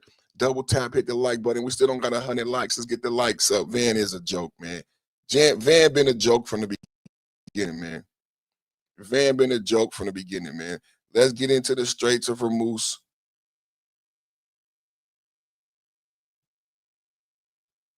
Let's get into the Straits of Hormuz. We're going to go to the California debate, too. We're going to talk about the California debate, too.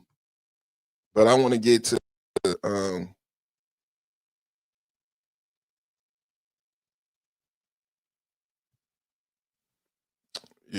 want to get to my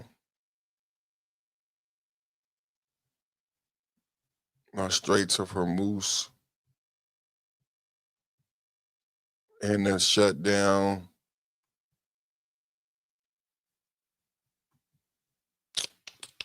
That was a good one. Indiana, we got Indiana. So let's get to this.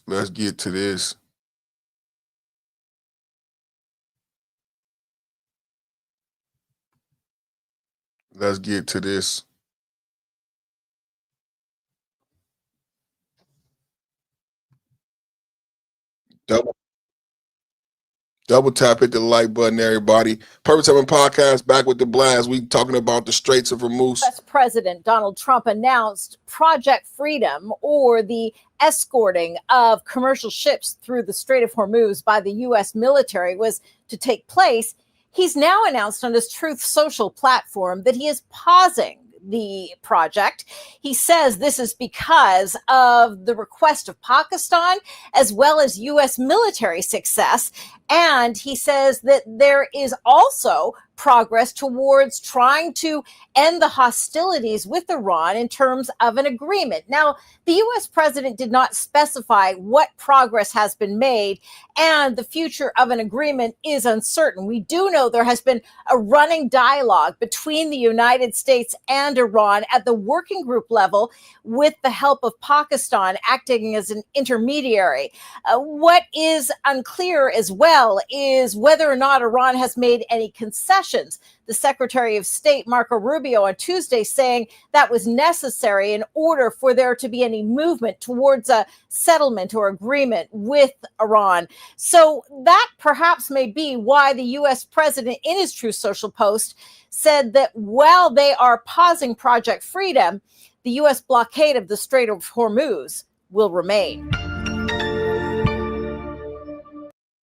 Update, update, update, update, update. Project Freedom, Straits of Hormuz, Iran update. Double tap, hit the like button. Double tap, hit the like button. Trump gives an ultimatum.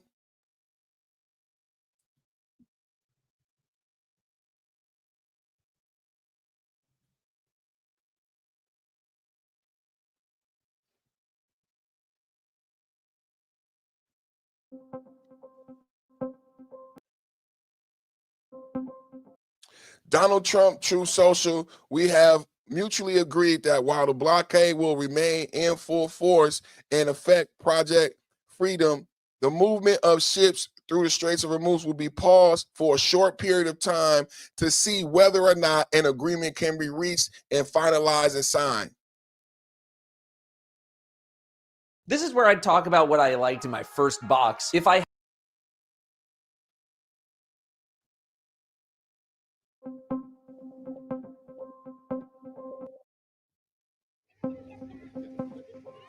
President Trump made a U-turn on the escort mission through the Straits of Hormuz.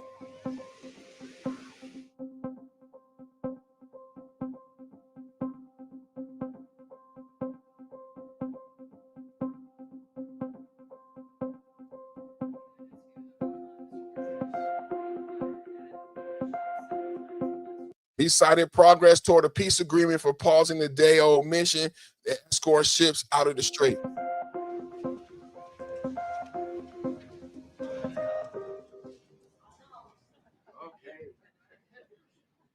Hello.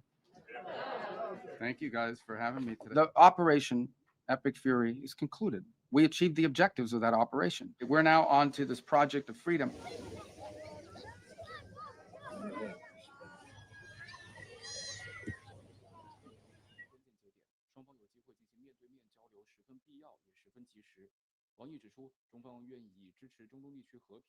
这场战事已经持续2个多月，不但给伊朗人民造成了严重的损失，而且对地区和世界和平稳定造成了严重的冲击。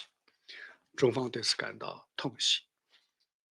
这是阿拉格齐在美以伊战争开始后的首度访华。在会谈中，王毅说，当前处于战和转。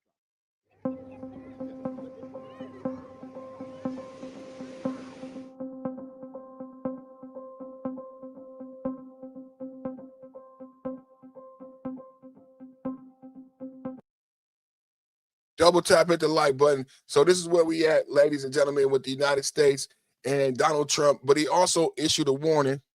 I want to get that warning. Donald Trump issued a warning to Iran and an ultimatum. Double tap, hit the like button.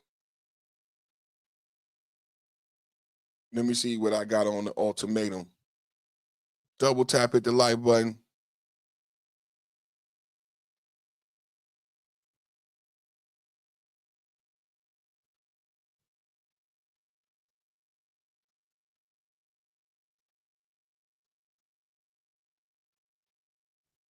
All right, let's see what we got, y'all. What y'all doing in the chat, man? Get them likes up, man. Likes way too low for this Mega MAGA Wednesday on this powerful Mega MAGA Wednesday.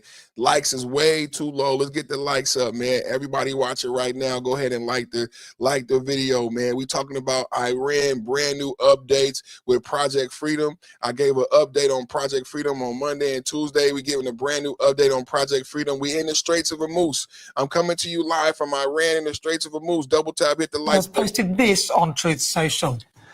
He says, assuming Iran agrees to give what has been agreed to, which is perhaps a big assumption, the already legendary Epic Fury will be at an end. And the highly effective blockade will allow the Hormuz Strait to be open to all, including Iran. If they don't agree, the bombing starts, and it will be, sadly, at a much higher level of intensity than it was before. Thank you for your attention to this matter, President Donald J. Trump. I wanna talk about that right there. I want to talk about this is Donald Trump True Social and what's going on in Iran right now. In case you didn't know, one more time, let's listen to Donald Trump True Social. Breaking news this hour. Donald Trump has posted this on Truth Social. He says, assuming Iran agrees to give what has been agreed to, which is perhaps a big assumption, the already legendary Epic Fury will be at an end. And the highly effective blockade will allow the Hormuz Strait to be open to all, including Iran. If they don't agree, the bombing starts, and it will be, sadly, at a much higher level of intensity than it was before. Thank you for your attention to this matter, President Donald J. Trump. Trump said it's going to be at a much higher rate. Now, I want to get into this because this is where I started earlier today. We're going to keep going, give you a couple more of these to back it up. Yeah, get them likes up, man. Get them likes up, man. We're going to talk about it, man. The ultimatum. Message to Tehran. Time is running out, reiterating his threat to target Iranian power facilities if the Strait of Hormuz isn't fully reopened. In a Saturday morning social media post, he wrote, quote, "Remember when I gave Iran 10 days to make a deal or open up the Hormuz Strait? Time is running out, 48 hours before all hell will rain down on them." Since Let me see what else I got. Let me see what else I got. Let me see what else I got.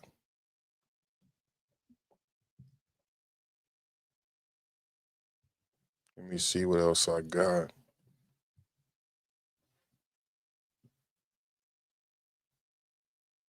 Let me see what else I got.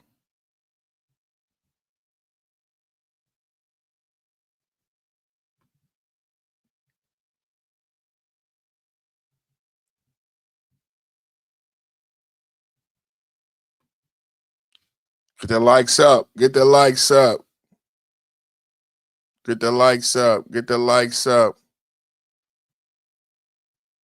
Let me see what else I got for us. Get the likes up.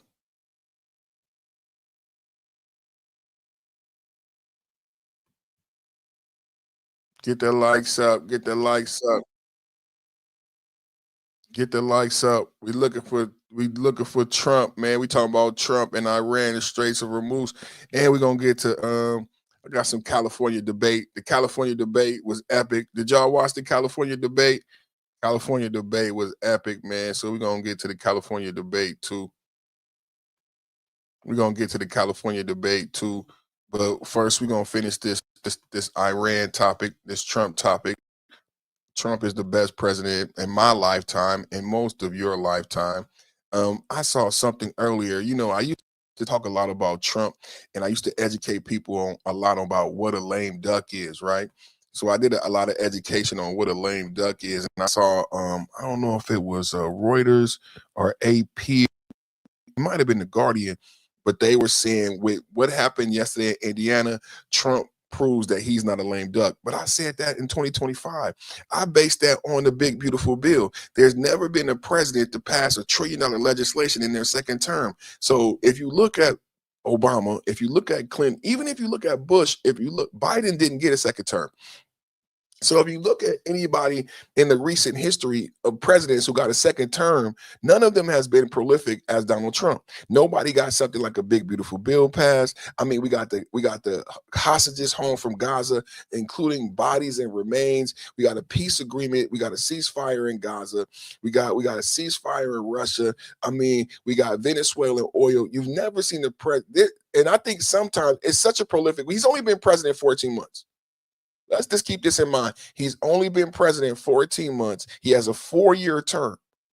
It's so much to unpack about how prolific this presidency is. It's a second term. We're not talking about Trump, tariffs, how much money, and then how the tariffs have helped us in geopolitics. Right now, Trump is using tariffs against EU.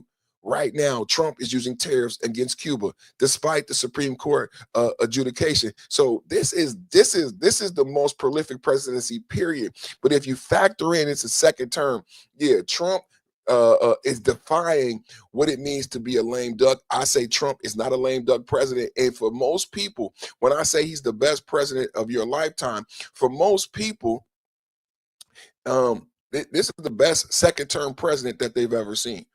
For most people, this is the best second-term president that they've ever seen, right? And they've never seen a second-term president quite like this. And that's just a fact. They've never seen a second-term president quite like this. And I'm proud of that fact, and I'm proud to say that I voted for him.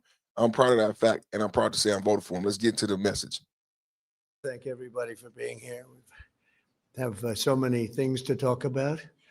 But there's nothing more important than military moms that I can tell you, because without you, I don't think it would be in this house. I don't think this house probably ever would have been built a long time ago. So important. I want to start off by saying we're in our great vice presidents right here, and we're in I call it a skirmish, because that's what it is. It's a skirmish. And we're doing unbelievably well, as we did in Venezuela, where it was rapid, over in one day. And we're doing pretty much equally as well, I would say, larger. But we're doing very well in Iran. It's going very smoothly, and we'll see what happens. They want to make a deal. They want to negotiate. And I think that military mothers would want to hear that. Do you agree? I think it's appropriate. Somebody would say, oh, that's not appropriate. I think military mothers want to hear about this stuff. And we have the greatest,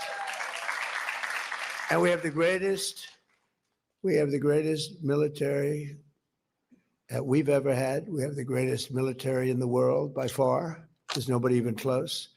And I think we've displayed that. I built the military in my first term, much of it. It was when I inherited the military, it was like when I inherited the border. The border was a mess. A mess. And the military was a mess. A lot of you know that because you were there to witness it. And now we have the strongest military that we've ever had. We're just getting a approval of $1.5 trillion to upgrade our military still further. But when I was spending all that money in my first term, it was a great term, a very unbelievable term. We had the best economic numbers that the country's ever had. Now we're going to blow them away. We're blowing them away right now. But I built the military in my first term with the help of a lot of great admirals, generals, and everybody else. And I didn't know we'd be using it quite so much, but that's okay, and whatever it is, because in the case of Iran, we're not going to let Iran have a nuclear weapon. And we're not going to let that happen, and we won't let that happen. And so we're dealing with people that want to make a deal very much, and we'll see whether or not they can make a deal that's satisfactory to us. We have it very much under control. The blockade is unbelievable. The Navy's been incredible. The job they did is like a wall of steel. Nobody goes through. In particular, the Iranians, they're not getting anything through one way or the other, so they're out of business. And we'll see whether or not they are agreeing. And if they don't agree, they'll end up agreeing shortly thereafter. So that's the way it is. And I thought you might want to have a little rundown now. The fake news is all happy because they can hear what we had to say. And I have to say, JD's doing a fantastic job. He's working with us, with him and all of the team, Marco, and we have Steve Witkoff, Jared. We have a whole group, the generals, and General Kane has been fantastic. Pete Hegseth, incredible. We have just a great group of people. CIA, John Redcliffe, he's great. I think Mrs. Redcliffe's even here someplace. And are you here, Mrs. Radcliffe? I think somebody said yes. But we have amazing people. We have an amazing military, and I think it's on display. Bad news. Your business is only using 20% of its. That was Trump. That was Trump talking about what's going on right now, giving you the 1-2, and me doing my job, bringing you the 1-2. You know what I'm saying? And I'm gonna go a little bit deeper into what Trump said as to why. I'm gonna go deeper into what Trump said and why it's so true. I'm gonna go deeper into what Trump said and why it's so true. Vance Rubio 2028 in the chat. Vance Rubio, it's gonna be hard to beat Vance and Rubio 2028. I'm gonna be out. It's gonna be hard to beat Vance Rubio. What you gonna do? What you gonna do? It's gonna be hard to beat Vance Rubio 2028, man. Straight up. So, I mean, and then that's not even bringing in Tulsi Gabbard. Who the Democrats got to run? Who the Democrats got to run? Vance, can I get it in the chat? Vance Rubio 2028. Yo, I'm about to break this shit down, man. Y'all want to get y'all popcorn. I'm about to break this shit down, man. Y'all want to get y'all popcorn, man. I'm about to break this shit down. Double tap at the like button. What are the status of these talks? They're very good. Just give some insights to it. Well, we've had talks, and we've had some good talks before, as you know. Right. And all of a sudden, the next day, they're like, they forgot what happened. You know, they're proud, like these guys are proud. Nobody more proud than these guys. Sometimes they fight or try because, you know, they're injured, they're hurt. No matter how great you are, you get hit by somebody else that looks like them. It's very tough, but they have great pride. These people have great pride. The others do too. Enemies have great pride. We went into Venezuela. Smart people, great people. They have a really strong military. We won it very quickly, and we have a fantastic. It's been a great thing for Venezuela. The people are really happy. They're dancing in the streets because they have a lot of money coming in through the big oil companies that are all moving in. I was with ExxonMobil last night. The chairman was here, and we were talking about Venezuela, along with a lot of them. Chevron. They were all here last night. They all want to go there and elsewhere. We just hit a new high in the stock market. The stock market's the highest it's ever been. And I expected that the market would be down 20, 25%. I was willing to do that to get rid of a crazy country. Crazy. The people, look, you know, you talk about regime change. Their first level leaders are dead. Their second level leaders are dead. Some of their third level leaders are dead. I call that regime change. But I thought we'd be down maybe 20%, and we're up. The stock market's higher Wait a now. minute. Wait a minute. We're not just gonna go by that, man.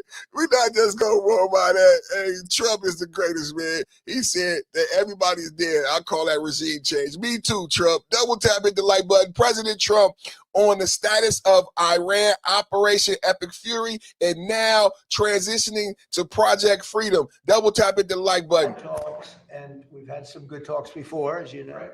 And all of a sudden, the next day, they're like, they forgot what happened. You know, they're proud, like these guys are proud. Nobody more proud than these guys. Sometimes they fight or try because, you know, they're injured, they're hurt. No matter how great you are, you get hit by somebody else that looks like them.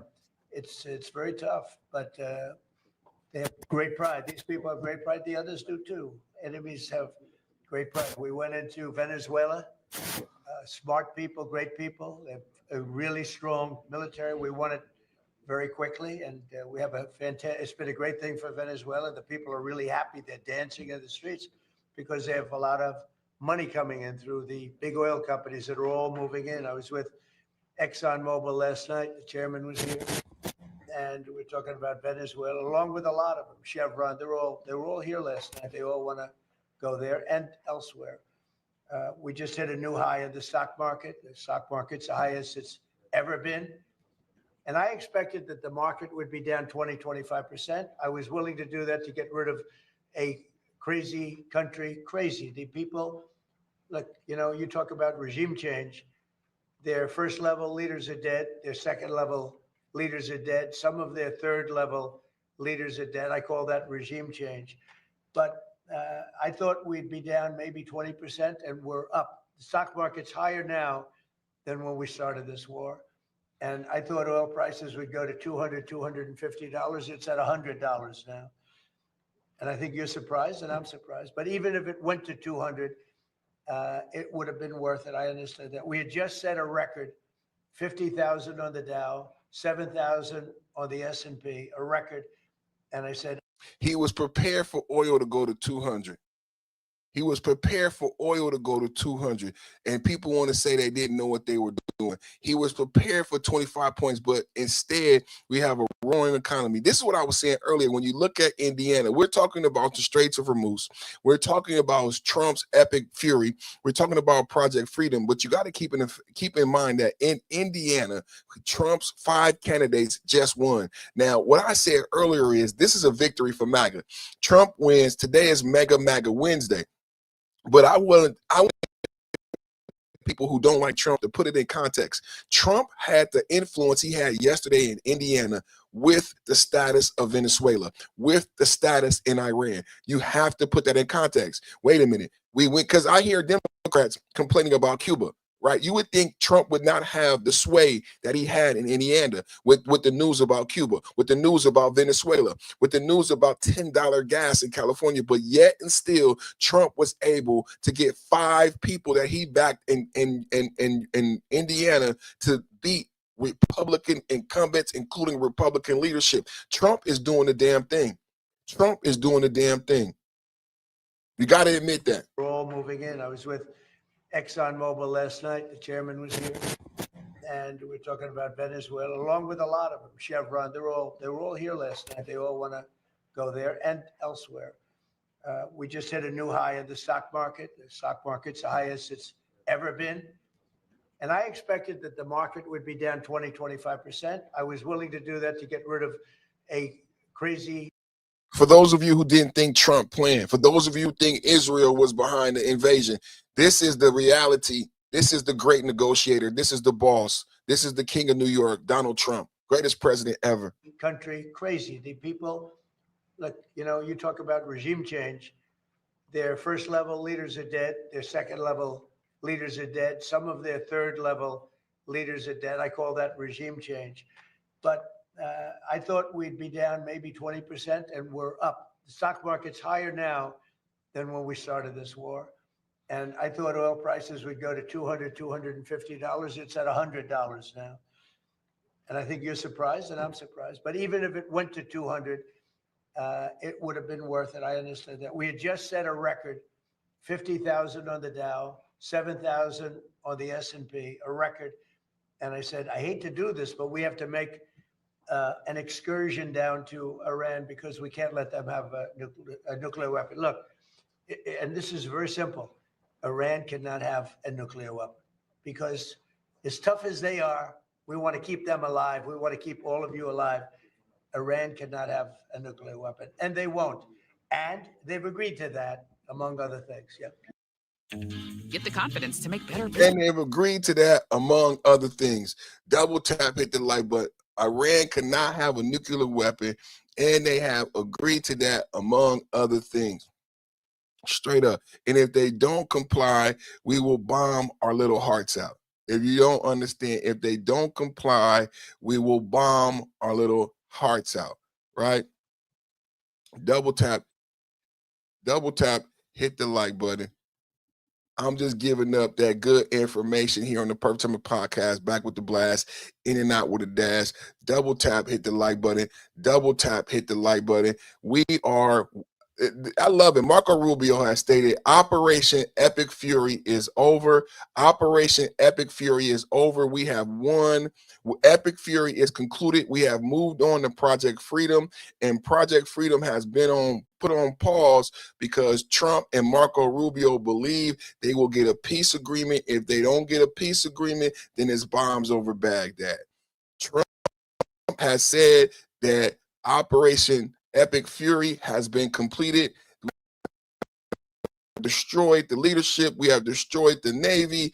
Iran can't get supply here on the Perfect Timing podcast. I have showed you that they can't get bread, food, water, and pregnant women are failing in Iran and Cuba. So Operation Epic Fury is a success. Iran is on its knees. Now we move to Operation Project Freedom, a humanitarian operation. And if that is not sufficeable for them, we will bomb our little hearts out. Double tap, hit the like button. President Donald Trump issued a stark 2026. President Donald Trump 2026.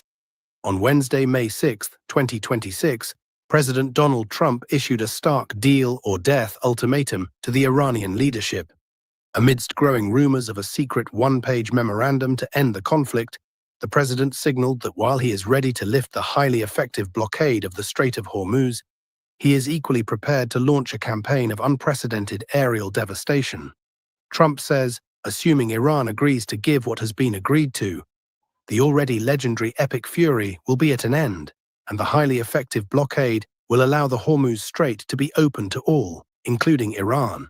If they don't agree, the bombing starts, and it will be, sadly, at a much higher level and intensity than it was before. The president's rhetoric comes as media. Are you guys listening? Double tap, hit the like button. Double tap, hit the like button. If they don't follow, the bombing starts and it will be at a much higher level. This is a brand new report. This is May 6th.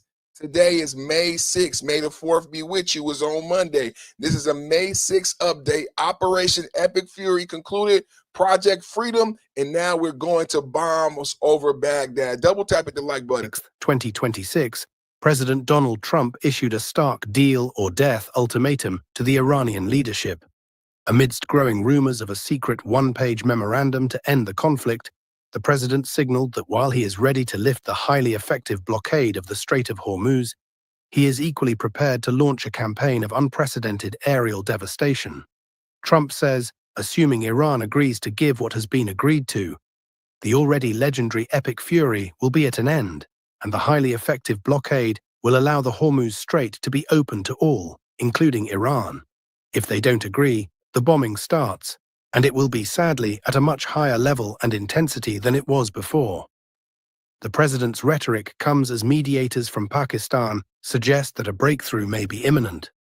According to sources briefed on the negotiations, both Washington and Tehran are reviewing a simplified one-page agreement to halt the Epic Fury campaign.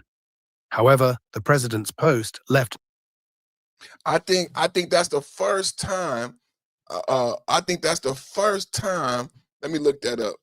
I think that's the first time people have heard about that. I think that's the first time people have heard about that. Let's get this information. Let's get this information. Did y'all know about that one-page agreement?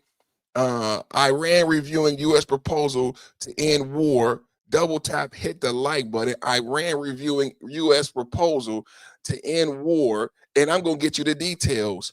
As of May 6, 2026, the United States and Iran are reportedly nearing a one-page, 14-point memorandum understanding MOU aimed at ending the 2-month war. Key details of the proposed agreement.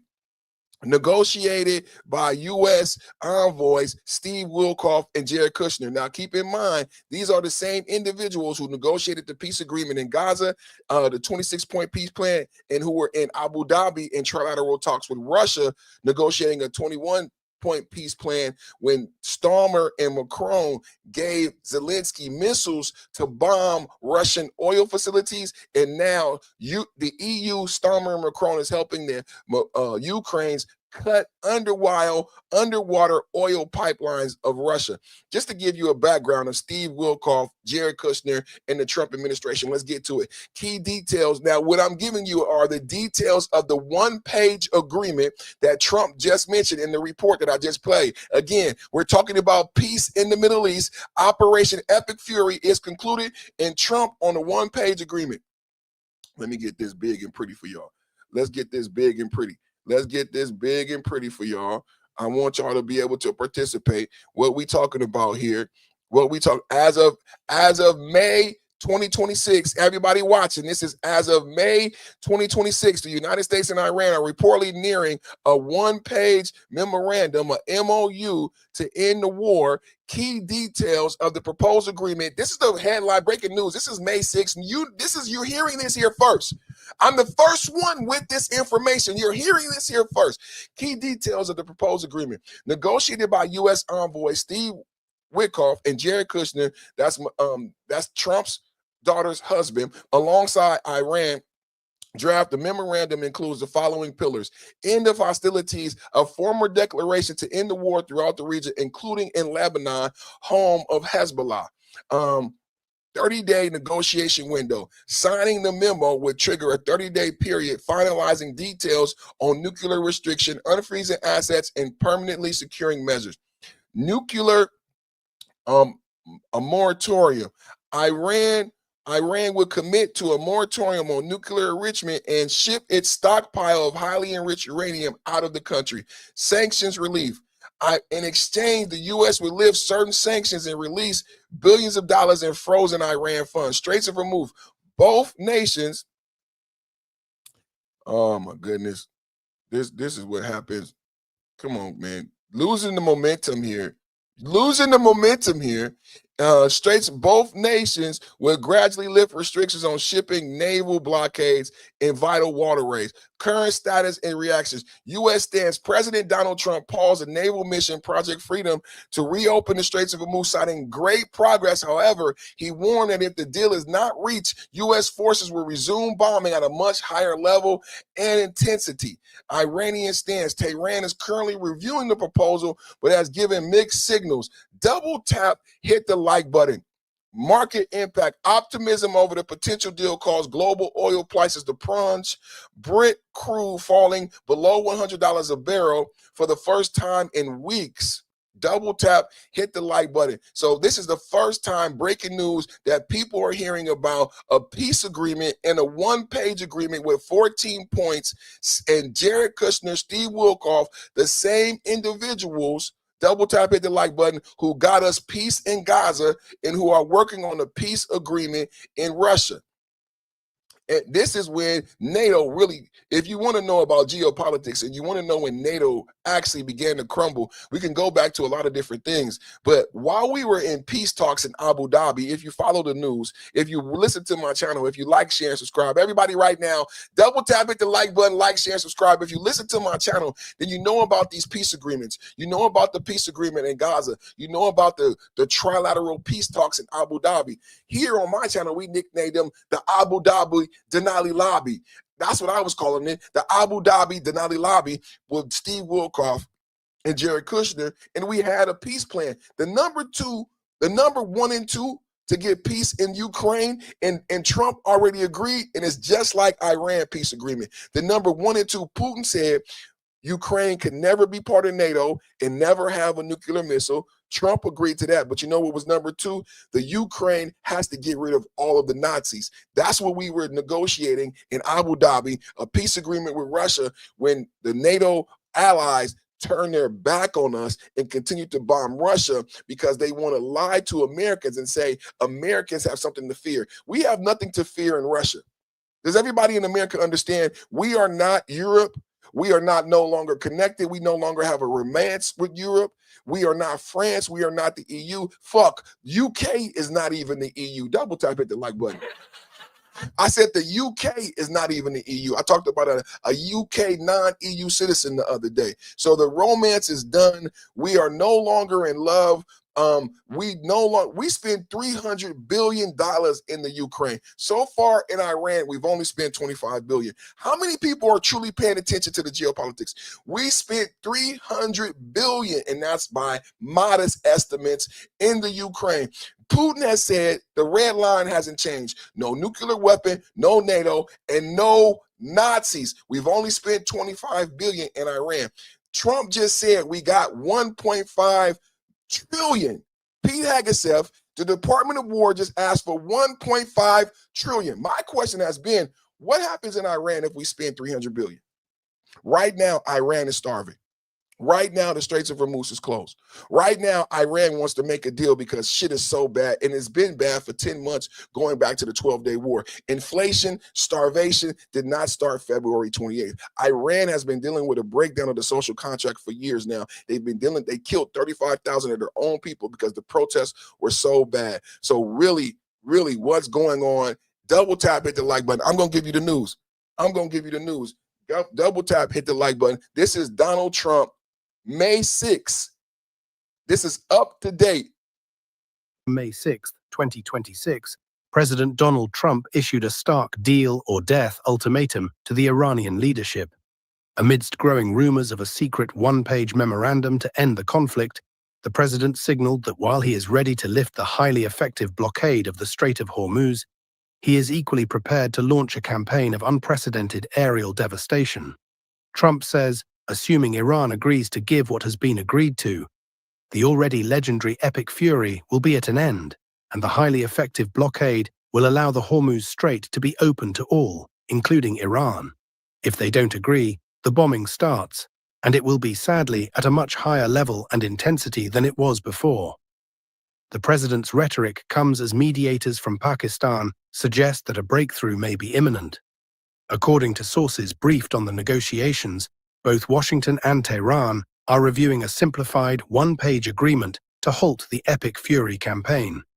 However, the president's post left no room for nuance regarding a rejection of his terms.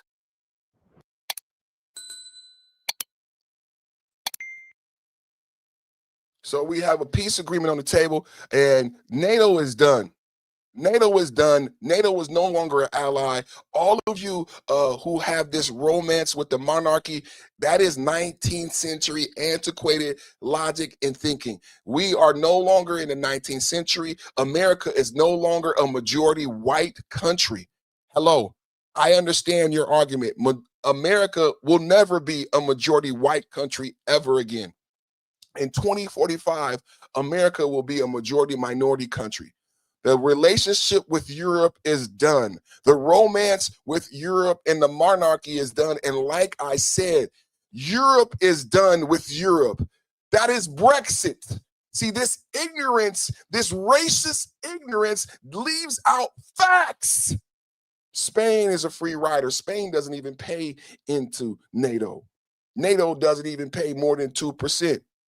Beyond that, Brexit separated UK from NATO. So who are we supporting? Who is our ally? Can we be allies with the UK and the monarchy without paying for the protection of all of the rest of the European countries who really don't like America, because it only takes them 1 second.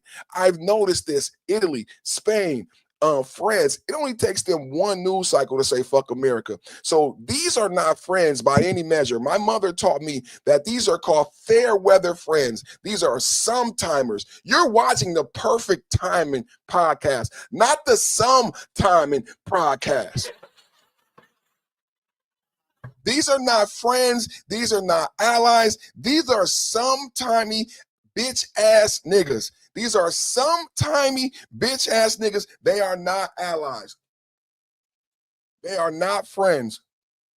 They don't even pay their fair share. Is it a friend if you always have to pay? How old were you when you realized that that wasn't your friend? Everybody in the chat, y'all see my gray hair. How old were you when you realized that that wasn't your friend? Is it your friend if you're the only one who pays? And this idea from 19th century old white men that we need the Europeans as an ally should be completely debunked with the Iranian invasion. We were able to invade Iran, invade Cuba, invade Venezuela without any help from our so-called European allies and partners. But this antiquated argument that somehow Europe provides to us protection is outdated. I asked my wife, do you know what the Berlin Wall is? Do you know about East and West Germany? My wife is in her 30s. She doesn't know about the Berlin Wall. She doesn't know about East and West Germany. So you can come in the chat and you can argue these antiquated 19th century principles of NATO, of OPEC, of the monarchy, but it serves you no purpose as we move forward and as you die off. You're probably 65 or 70 years old. As you die, America is no longer a majority white country. And the brown people here do not have the same relationship with the monarchy in Europe. The blue blood era is dead. Where white Americans and blue bloods rule the day. That's done, bro.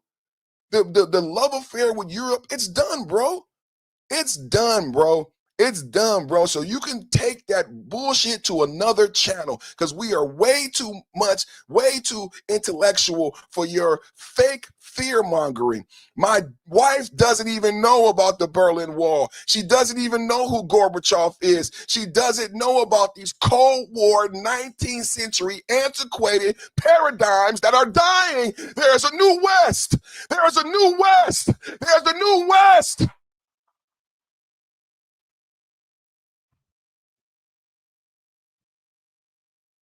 There's a new West. There's a new West. And you can't help the fact that you are behind in the times. You can't help the fact that we are behind in the times. You are behind in the times, and now you are blocked. You are behind in the times, and now you are blocked. This is the Russia hoax. I'm so glad you said this. This is going to allow me to transition to the next topic. I'm so glad you brought up the Russia hoax, because the Russia hoax is the same thing as the racist Israel hoax. The people with the Russia hoax are the same racists, and it's lazy intellectually. James Comey is going to be prosecuted, and James Comey should go to prison. James Comey should be prosecuted, and he should go to prison for his lies about the Russia hoax, Russia collusion, and not prosecuting Hillary Clinton for the Hillary Clinton server. And what about the Wiener laptop? Can we have a real talk? Because, you know, these guys come in with their bullshit, and they don't be honest about the Hillary Clinton server, the Anthony Weiner laptop, the 6 police officers who saw the laptop who are now dead. All 6 of them are unalive. Why do you think they're unalive? No Republicans ever were donated money from Jeffrey Epstein. Jeffrey Epstein hung out with Democrats. Jeffrey Epstein partied with Democrats like Bill Clinton. What do you think was on the Anthony Weiner laptop? We still don't have it today. We've still never seen it today. As you want to come in with the bullshit, what do you think is in the Anthony Weiner laptop as you come in with the bullshit? What happened with the Hillary Clinton server? What's going on with the Steele dossier? What is the truth about the Russia hoax? See, this is a beautiful thing when our trolls are so stupid that they allow us to just elevate. Your idiocracy elevates me. What's his name? Boken, Buka, whatever the fuck your name is, your idiocracy. That's why I highlighted your comment in the chat. Your idiocracy makes me look good because it lets me bring up the James Comey investigation. It reminds the chat about the Hillary Clinton server, because a lot of you, whether you're Democratic or not, would say, you know what? That's why I didn't vote for Hillary, because that was fucked up. I'm not a fan of Trump, but I do remember Hillary Clinton in the Hillary Clinton server. That's why I didn't vote for her. A lot of people may say, you know what? I don't like Trump, but I do remember the Anthony Weiner laptop and all of the PDF stuff that we never got to see, and people never got prosecuted from the Pizzagate because they were all Democrats. If you guys remember, they were all Democrats. So the Anthony Weiner laptop just disappears. Pizzagate just disappears. Hillary Clinton server just disappears. The Steele dossier, all of this. And you want to come talk to me about an investment from Putin. You see how I just made you feel stupid? You see how I just made you feel stupid? How is Putin benefiting today? How is Israel benefiting today? See, this is all propaganda. How does Putin benefit? You know, Russia benefited off of Venezuela being under Chinese control. Can we have a real talk this morning? Do you know Russia? Do you know we captured oil tankers off the coast of Greenland and Venezuela that were unsanctioned oil tankers with illegal black market oil? Russia benefited. How is Russia benefiting now that America controls Venezuela, the largest oil deposits in the world, the largest gold deposits in the world, and we've already made $7 billion off of Venezuelan crude. It's in a Qatari offshore fund. Putin doesn't get any of that money, and Bibi Netanyahu doesn't get any of that money, and it's only been a couple months. Do you realize we've made $7 billion in Venezuela, and it's only been a couple months? Why won't nobody answer me? How does Putin benefit from all of the money we're making in Venezuela? I just want to know. How does Israel and Bibi Netanyahu, they don't benefit. They don't benefit. How? Tell me this. Since America is the #1 energy supplier and the petrodollar is back, I believe Russia was stronger, Israel, everybody, when the petrodollar, people were giving away their dollars. We just did a swap line because they were dollar poor, because people were giving away their dollars. We did a swap line because people were dollar poor because the dollar was dead. Now with the petrodollar back alive, please, someone who is with this Israel hoax, who is with the Russia hoax, please tell me how Russia and Putin benefits from the resurgence of the petrodollar. Please tell me how Israel and Bibi Netanyahu benefit from the resurgence of the petrodollar in America. America being the #1 exporter of energy in the globe. They can't tell me. Huh? They can't. I'm asking very basic questions. Buka.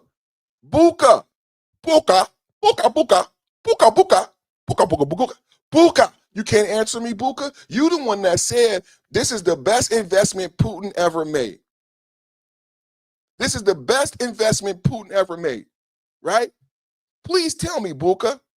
Tell me, Buka. How is Putin winning off of the billions of dollars we're making in Venezuela? How is Russia's communist, right? Isn't Cuba starving? Let's get harsh. Let's get harsh with these motherfuckers. Let's get harsh with these motherfuckers. Let's get harsh with these motherfuckers. Isn't Cuba starving?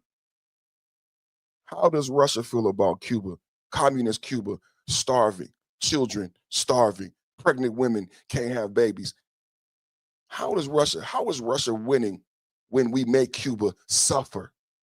We don't just take over Cuba, we're making them suffer. We're making the world look at Cuba. We're making the world look at communism. That's why Nick Shirley went to Cuba, because we're making the world see communism for what it is. Please, somebody help this dumb motherfucker out. Please, somebody help this dumb motherfucker out. How is Russia winning when we make communism look so bad by starving Cuba? God damn it.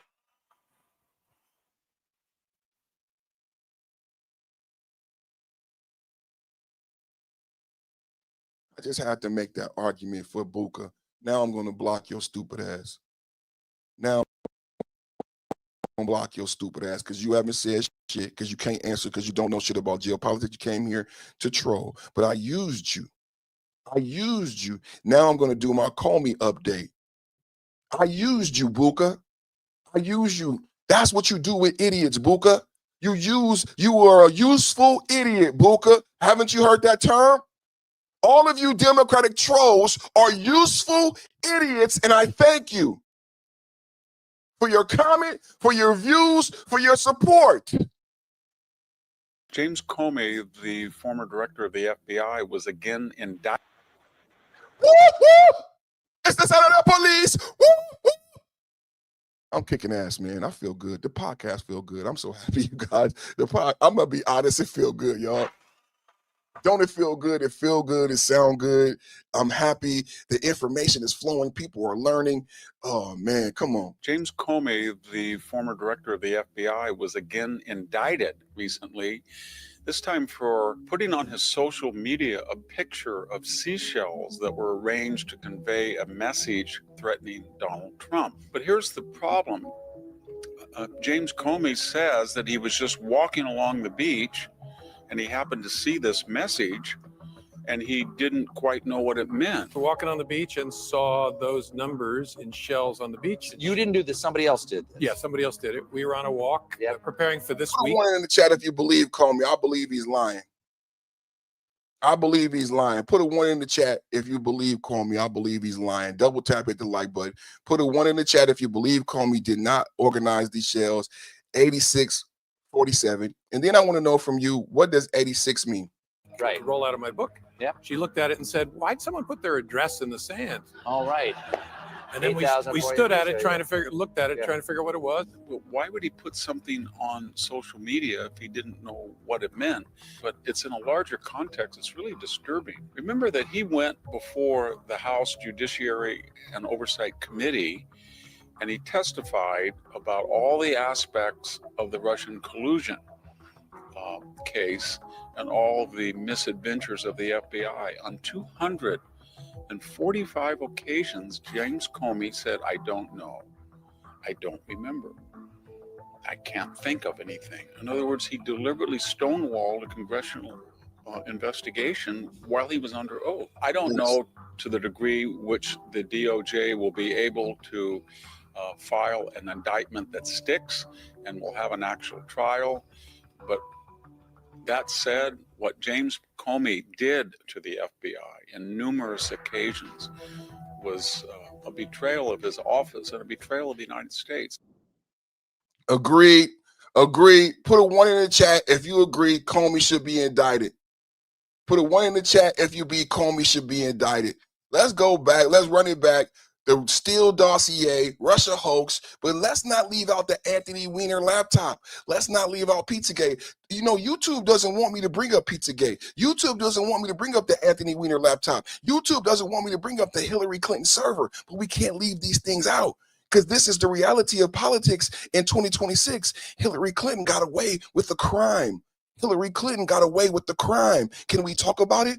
Can we talk about it? Hillary Clinton was the architect of Arctic Frost. That was the name of the operation that Cuomo was running. They subpoenaed the cell phones of Trump and his campaign. They investigated Trump illegally and secretly for 10 years. For 10 years. There was an idiot in the chat asking about the Epstein file. Do you know if they had anything on Trump? You would know because they've been investigating him illegally and secretly for 10 years. Let's run it back. James Comey, the former director of the FBI, was again indicted recently, this time for putting on his social media a picture of seashells that were arranged to convey a message. Right now, this is the second time going through it. Let's break it down in the chat. What does 86 mean to you? I'm with Donald Trump. I'm with the Republicans. This is a death threat to the president. I see 86-47. What do you see? I need to know from the chat. Let's get an honest opinion. What does 86-47 mean to you? And next, I'm going to ask, do you believe that the director of the FBI, because remember, this is not a layman. This is not a layman. This is director of the FBI. He's familiar with the mafia using 86. He's familiar with street gangs using 86. This is a police officer. So his interpretation as a police officer contextually matters. What does 86-47 mean to you? Message threatening Donald Trump. But here's the problem. James Comey says that he was just walking along the beach and he happened to see this message and he didn't quite know what it meant. We're walking on the beach and saw those numbers in shells on the beach. You didn't do this, somebody else did this. Yeah, somebody else did it. Do you believe that someone else did it? Now, he also states that he has a book coming out. So isn't it funny? Isn't it funny? Right, you guys, he makes this post on Instagram and then he drops a book. And then he takes away the post. He makes millions of dollars selling his book. He goes on talk shows promoting his book. And then he lies and says, we didn't create the shells and we didn't know what it meant. Do you believe James Comey?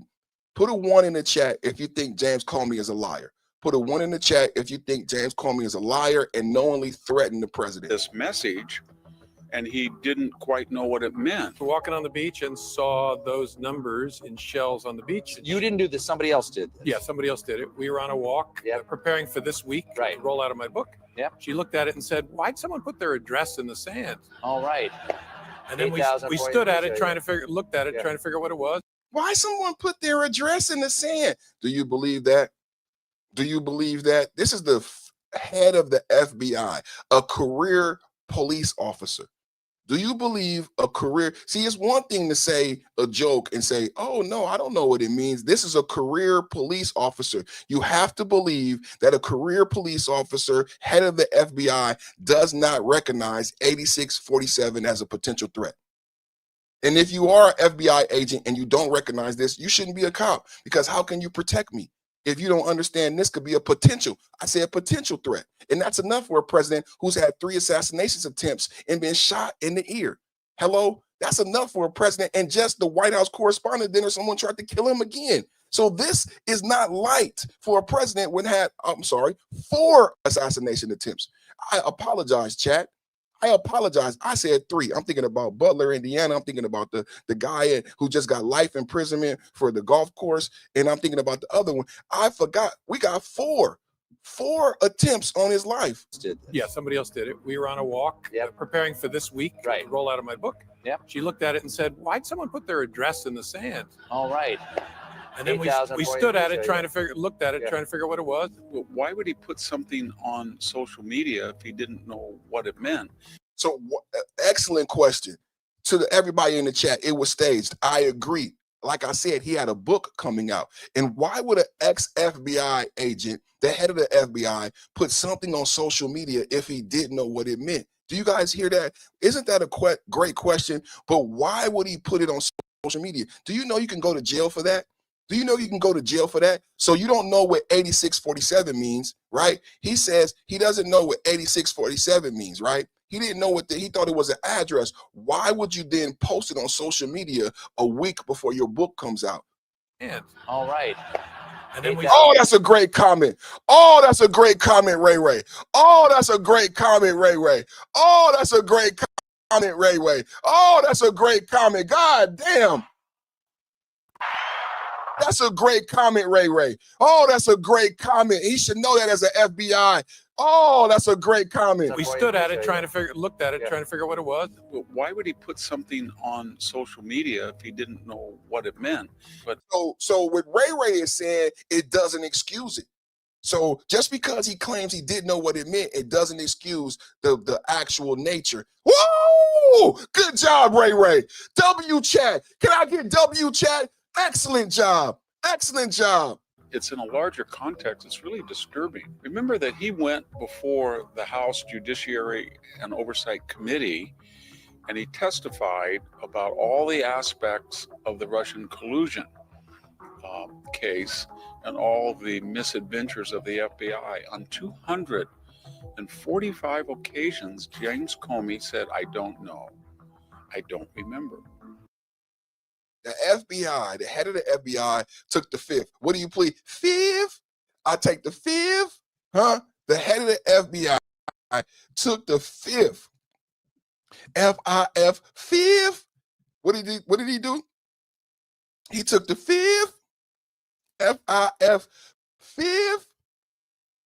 245 times. 245 times James Comey took the 5th. I plead the 5th. Sir, will you tell us about the cartels you dealt with in your time as a crack cocaine dealer? No, but I can tell you that I plead the 50th. Exactly how much money did you earn in your time as a crack cocaine dealer? I said there are so many amendments in the Constitution of the United States of America. I can only choose one.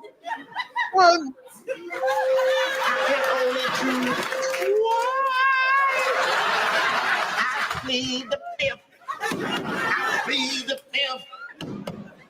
5, 1, 2, 3, 4, 5.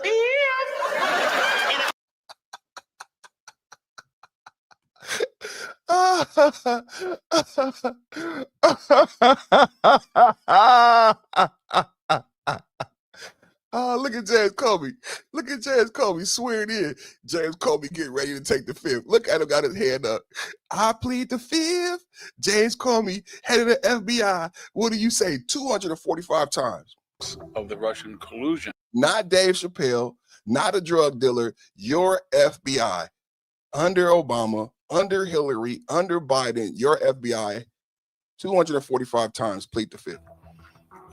Case and all the misadventures of the FBI. On 245 occasions, James Comey said, I don't know. I don't remember. I can't think of anything. In other words, he deliberately stonewalled a congressional investigation while he was under oath. I don't know to the degree which the DOJ will be able to file an indictment that sticks and will have an actual trial. But that said, what James Comey did to the FBI in numerous occasions was a betrayal of his office and a betrayal of the United States. I agree.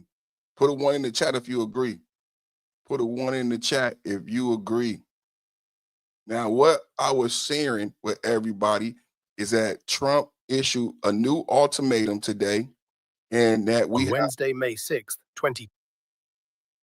we have a 1-page peace agreement on the table. Jared Kushner, Steve Wilkoff, the same people who got the peace agreement in Gaza, the same people working on peace in Abu Dhabi with Russia. We have a peace agreement on the table, May 6th, breaking news, Trump news, Perfect Timing Podcast. Hit the like button, hit the subscribe. Breaking news, we have a peace agreement on the table with Iran. Breaking news. And I can read to you the peace agreement. 2026, President Donald Trump issued a stark deal or death ultimatum to the Iranian leadership. Amidst growing rumors of a secret 1-page memorandum to end the conflict, the president signaled that while he is ready to lift the highly effective blockade of the Strait of Hormuz, he is equally prepared to launch a campaign of unprecedented aerial devastation.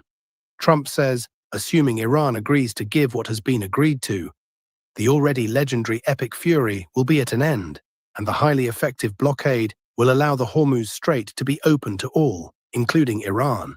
If they don't agree, the bombing starts, and it will be, sadly, at a much higher level and intensity than it was before. The president's rhetoric comes as mediators from Pakistan suggest that a breakthrough may be imminent. According to sources briefed on the negotiations, both Washington and Tehran are reviewing a simplified 1-page agreement to halt the epic fury campaign. However, the president's post left no room for nuance regarding a rejection of his terms.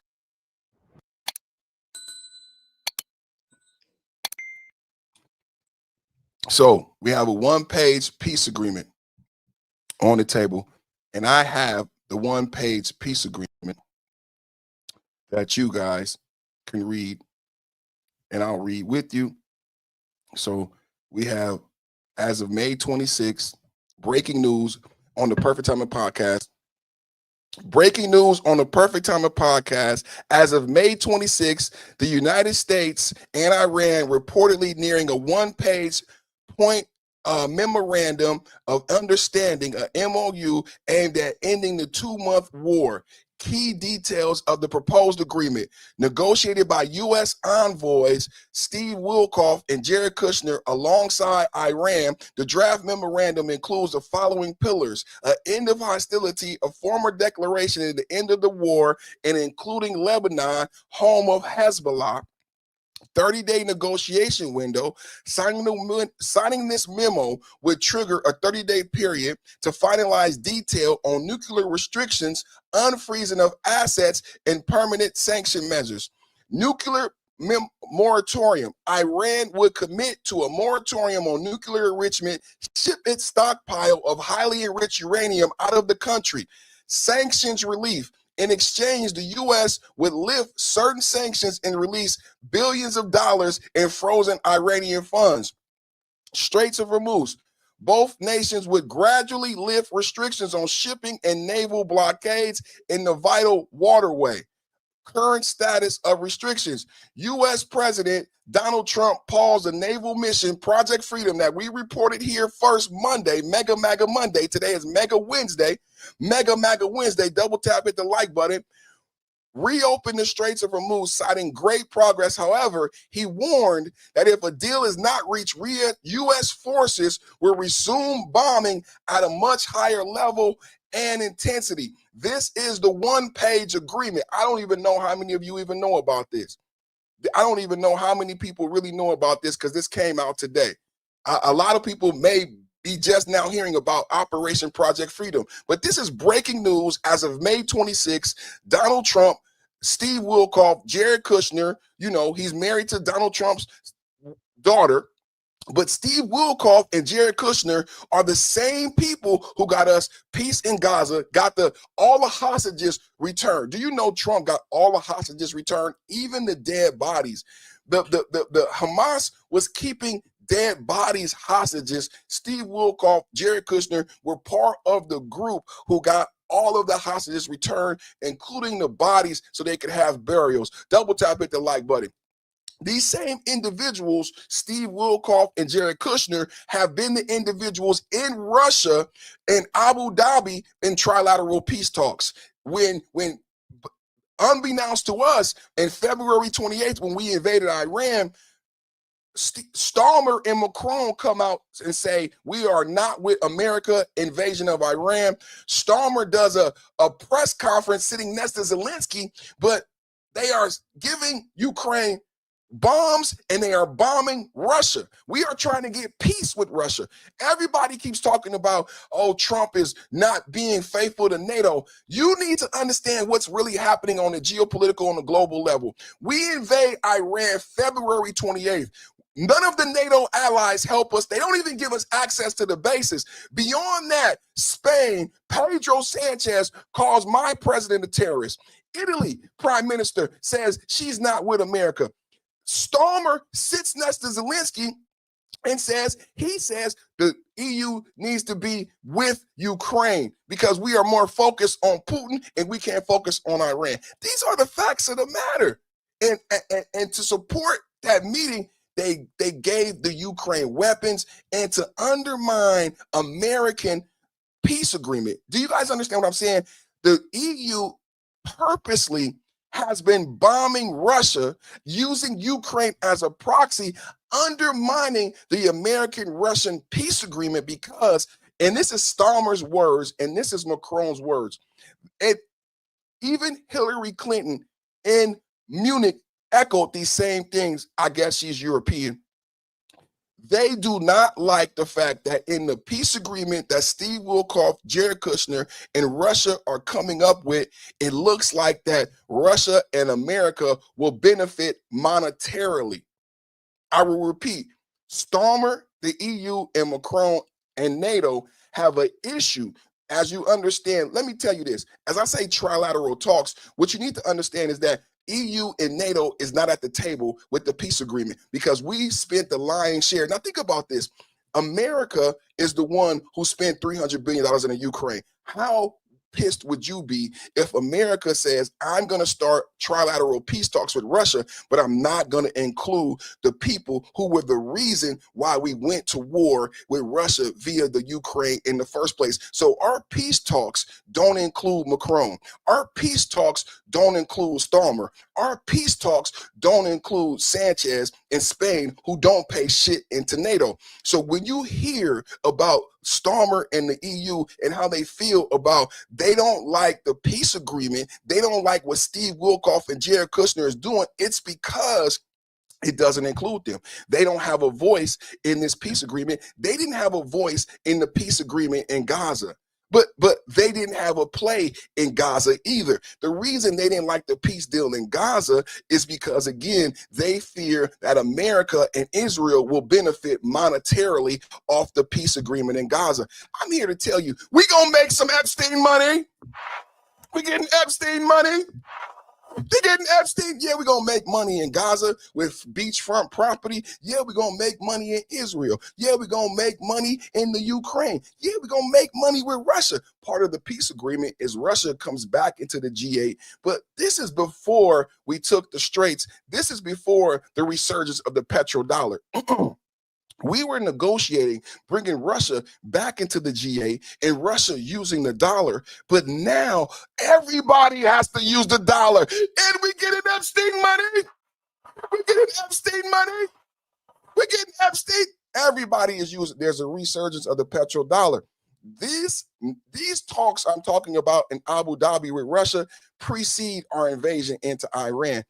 I'm just giving you a foundation of Steve Wilkoff and Jared Kushner and their successes. When Trump talks about I've solved 8 wars, it's these two right here, these envoys. This is the power of the Trump administration. I don't want to leave out Marco Rubio and his successes. I don't want to leave out J.D. Vance. Marco Rubio has been instrumental, especially in back channel talks with Cuba and Venezuela. If you want to know why Venezuela went so smoothly, I attribute that to Marco Rubio and the back channel chats and the good job that he did there.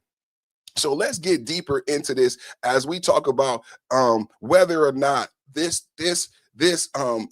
warning, this ultimatum that Trump has given Iran, is it something that is serious? And I would like to put forth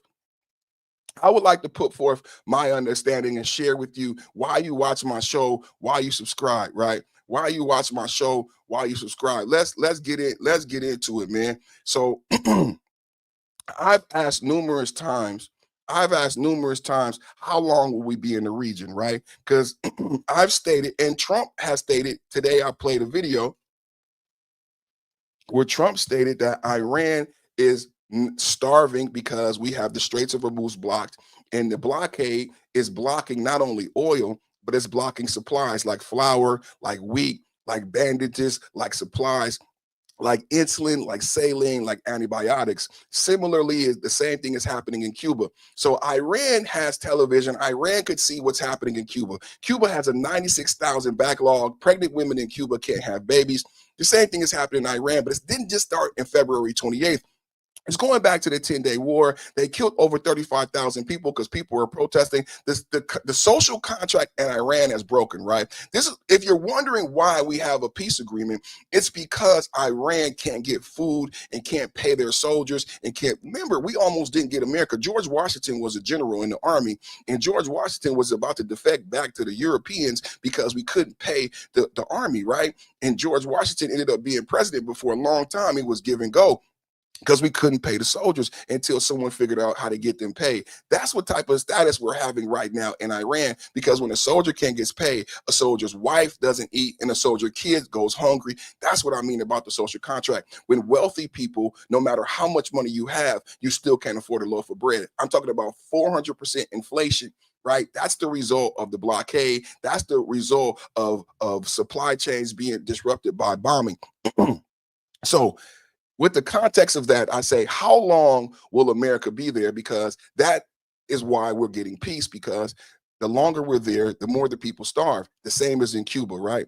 So this is what I think everybody needs to understand. And might be a little bit heartbreaking to people who haven't thought this thing through and don't do my job.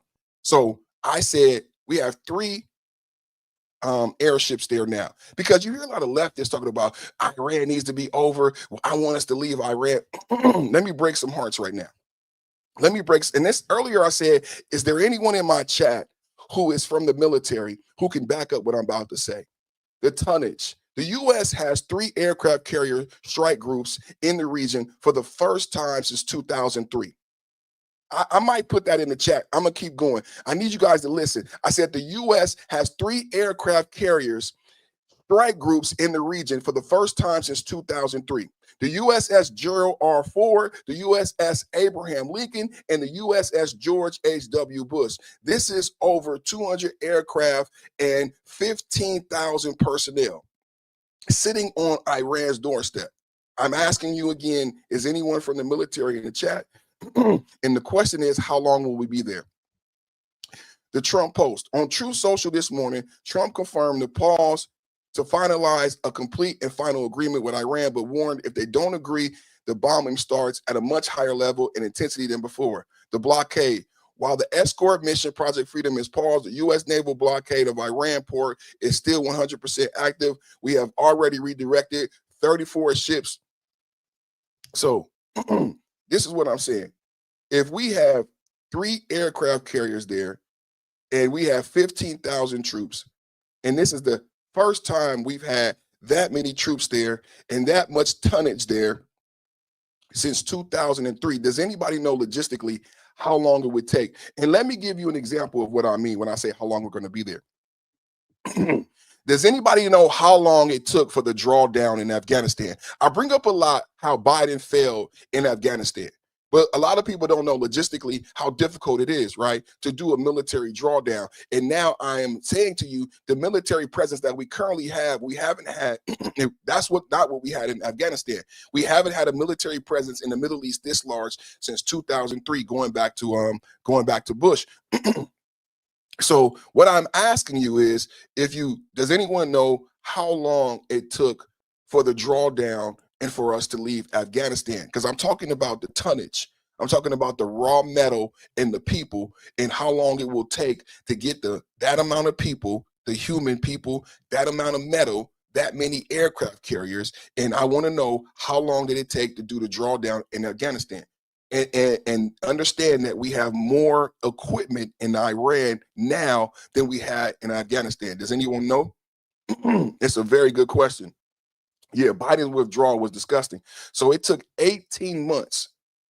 It took 18 months to do the drawdown in Afghanistan, right? It took 18 months to do the drawdown in Afghanistan, and we have more tonnage in Iran now. Can anyone tell me from my research how long it will take to do a drawdown in Iran based on the information I've given you of what actually the tonnage, the raw metal that we have in Iran, understanding that it took 18 months to leave Afghanistan? How long will it take? How long will it take to leave Iran? To get the 3 aircraft carriers, the 15,000, I'm going to say it again, the tonnage. The U.S. has 3 aircraft carrier strike groups in the region. I keep asking, is there someone from the military in the chat? They have 3 aircraft carrier strike groups in the region. For the first time since 2003, we haven't had this many American soldiers and that much American equipment in the region since 2003. Somebody earlier in the chat said something very intelligent, that we are not leaving. We're going to have a presence. The USS Gerald R. Ford, the USS Abraham Lincoln, the USS George H.W. Bush. This is over 200 aircraft and 15,000 personnel. We just did a 5,000 drawdown in Germany. Where do you think those troops in Germany are going to go? I don't know. Scratching my head. Maybe Iran. I don't know. My question is, how long would it take? Because this is why Iran is going to make a deal. Because there is somebody in there telling them, bro, do you know what's happened? This is 4D chess. While we're making and playing around on the internet, America has put an armada outside of our country. And they are not leaving for years. Not because Trump is a bad guy, because it will take that long. It will take that long for the Americans to leave. Even if the Americans started to draw down troops today, and I argue there are more troops on the way. We're not in the drawdown phase right now. I said we just activated 5,000 troops in Germany, and there are more boats and ships on the way. So we are still in the buildup phase, and we haven't had troops like this since 2003. I'm saying logistically, from a project manager standpoint, knowing that it took 18 months to leave Afghanistan and we have more equipment in Iran now, how long logistically? I'm saying at least 3 years. I'm saying at least 3 years. 3 years if we left today. Does everybody understand that? And that's not saying that we bomb Iran. That's not saying that we try to take over. I see you guys in the chat talking about policing and everything. That I'm just saying, if we chose to leave today, and I agree with a lot of the things that are being said in the chat. That's been my argument the whole time. Especially when you factor in, brothers and sisters in the chat, especially when you factor in the UAE leaving OPEC. If you factor in the UAE leaving OPEC, Iran already bombed the UAE as retaliation. I'm going to say it again. Iran already sent missiles, ballistic missiles that they said they didn't have, at the UAE as retaliation for them leaving OPEC. Because I said on my channel, when the UAE left OPEC, it weakened the region because OPEC was an illegal oil cartel. If you understand what OPEC was in these 19th century paradigms, Trump is breaking down these 19th century paradigms, not just NATO, not just the UN, not just USAID, but OPEC. And why would the UAE leave OPEC and put themselves in such a position? They needed a swap line. It's America and Donald Trump, the king of New York, is the only motherfucking drugstore open on the block. We have all the cards. We have all the chips. And you got to buy dope from us. So they needed a swap line. So Donald Trump negotiated, and they leaving the OPEC, and now they don't have to follow OPEC rules. They can produce more oil per barrel, millions more.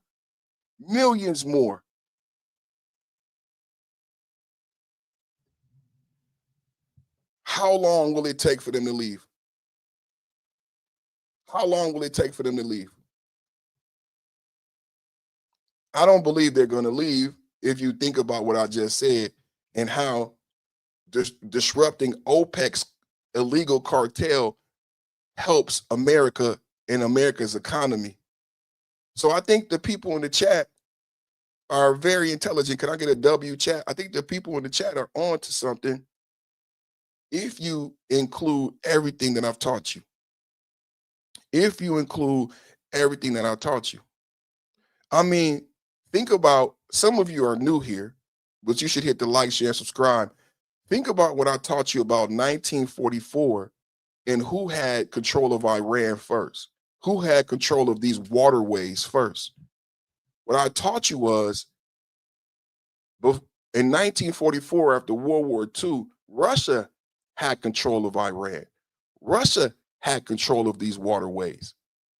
And America and the Allied powers didn't have a problem with Russia in control of these waterways because there was no Cold War, there was no Red Scare, and like I've educated my audience, there were no secret police. You know, every time I bring up the secret police, everybody seems to go deaf. I went deaf on the bitch. Every time I bring up the secret police, you know, I think because it doesn't fit the democratic socialist narrative. And it's just too wonky. Maybe it's too wonky. I don't know. But I feel like that's a big deal. But I don't know. I think some people just come into this shit. They just think they know. They just dislike white men and they dislike Trump. But they don't understand. They don't understand geopolitics and American history and global history, and you know. So Russia had Iran and controlled the Straits of Hormuz in these waterways first, and we were okay with that. When we installed the Shah in 1953, it was MI6 and the CIA who installed the Shah. I think that's important. No one ever agrees with me. I think that's important.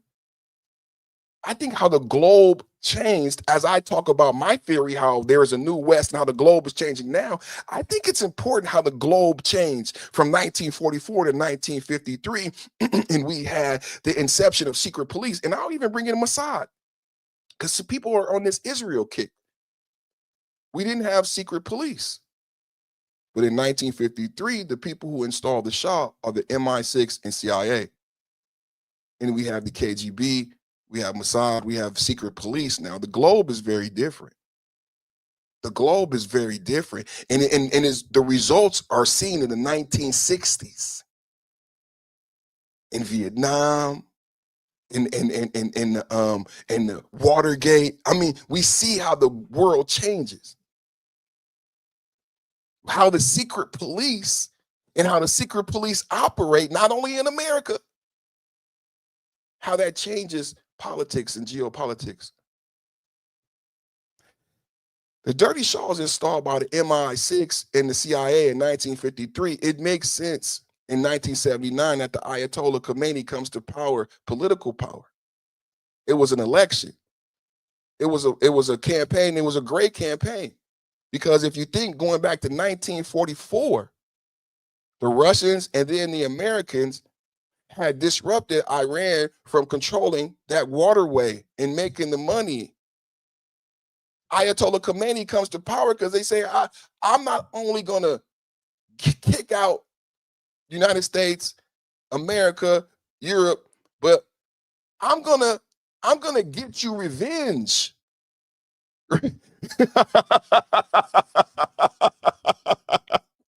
It was a great campaign. Like, if you think about it, it was inflation under the Shah. It was a dirty Shah. He's working back channel deals with the CIA and MI6. Chevron, everybody, Valero stealing all the oil, all the money out of Iran. The Iranian people were starving.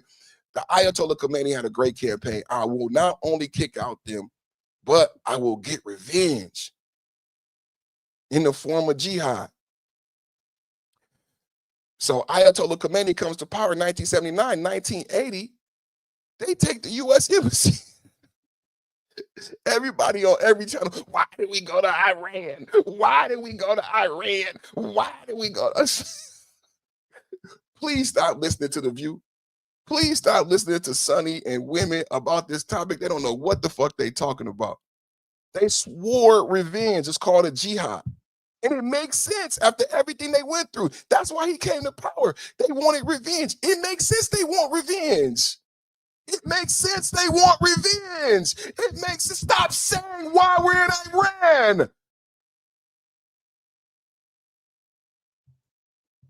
1979, Ayatollah Khomeini comes to power. A month later, they institute the morality police. That wasn't part of the deal. Yeah, right? So before, listen, under the Shah, he was a dirty Shah. But listen, Iran was a great country. It was a diverse country, beautiful women in LA. You got the Persians in LA, right? Kim Kardashian. We're talking about gorgeous women, intelligent artists, scientists, algebra, culture.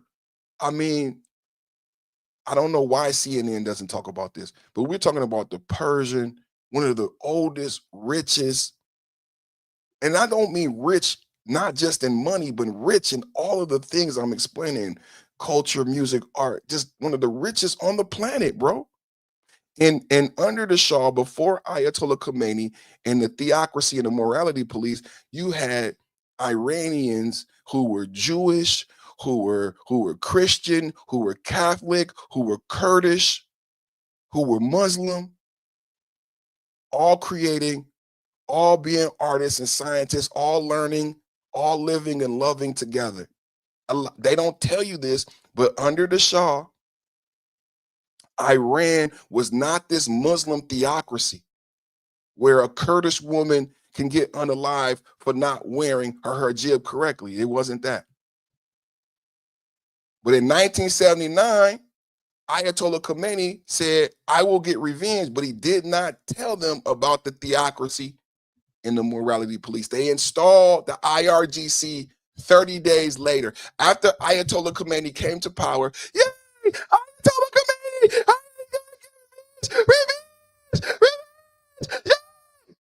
30 days later, they did like the Democrats, just like Zohrani Mamdani. It's fucking hilarious.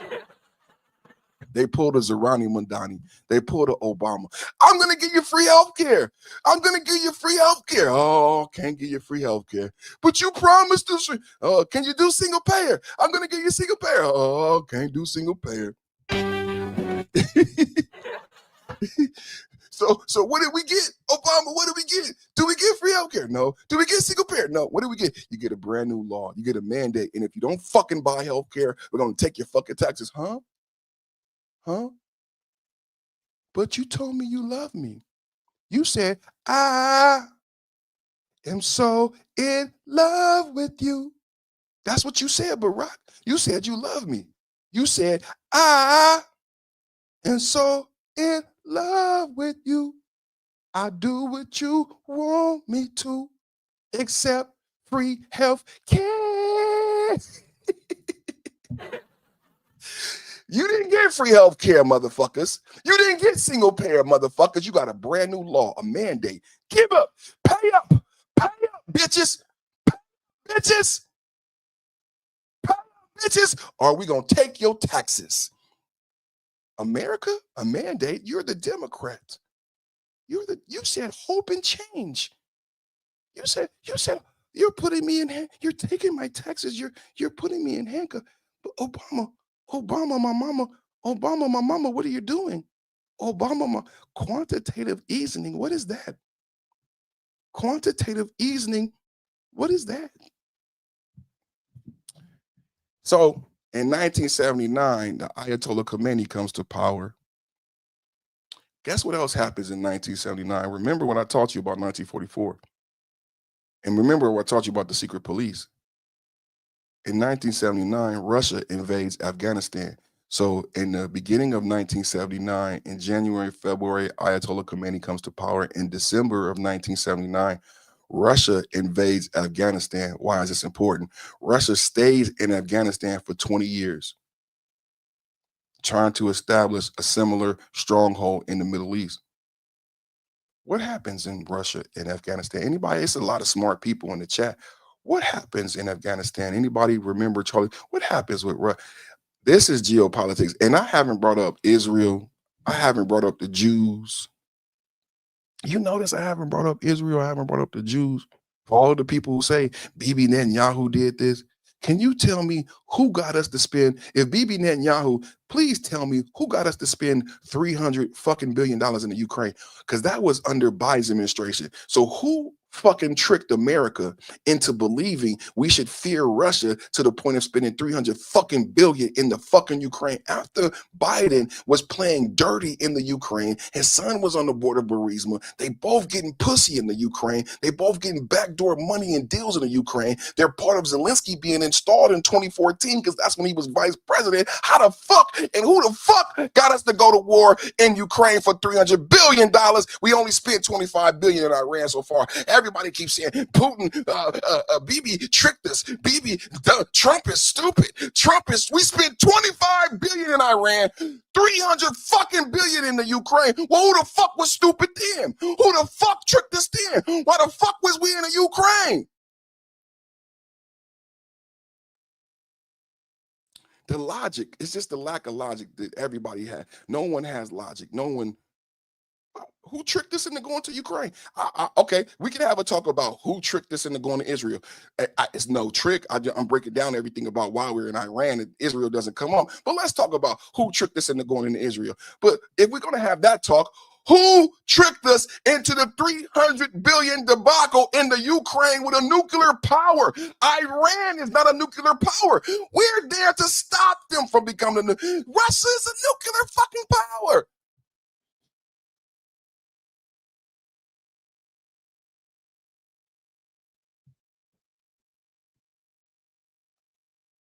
We have 3 aircraft carrier strike groups. We have 15,000 troops. We haven't had that much tonnage in the region since 2003. It took us 18 months to leave Afghanistan. And remember why we were in Afghanistan? I just gave you the backdrop. Russia was in Afghanistan from 1979 until when? I mean, this shit is so powerful, bro, because this brings you to 9/11, bro. This brings you to 9/11, bro. This shit is so powerful, bro. It's so epic. It's the perfect time in podcast. It's so powerful, bro. Russia is in Afghanistan until when, bro? Until we create Al-Qaeda. Until we create bin Laden.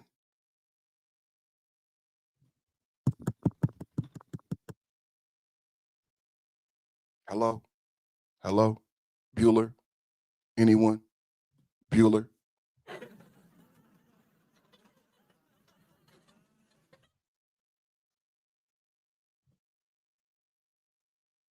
This is how you get to 9/11. And then you go on CNN and you see these young liberals mad at Trump. They don't understand shit. I lived through 9/11. You know what's fucked up? Some of them didn't live through 9/11. Dude, who remembers the terror alert? Who remembers being scared when the fucking Democrat fearmongers, when they would change the colors on the terror alert chart? Who remembers that?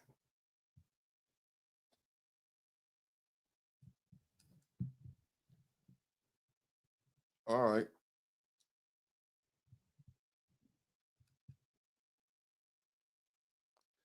We had a good time. We had a good time. I'll let y'all rock out in the chat. On the last few minutes, I'm going to go through and purge. I'm going to go through and purge all the bitches.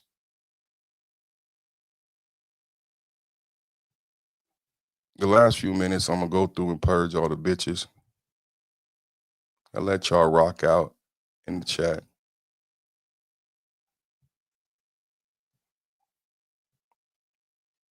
What's up, David? Go ahead. Speak on it.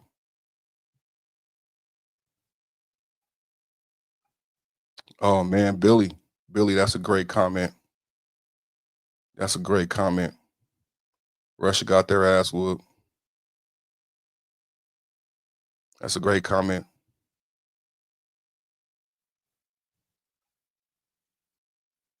That's a great comment. We just going through purging the bitches. This is called the bitch purge.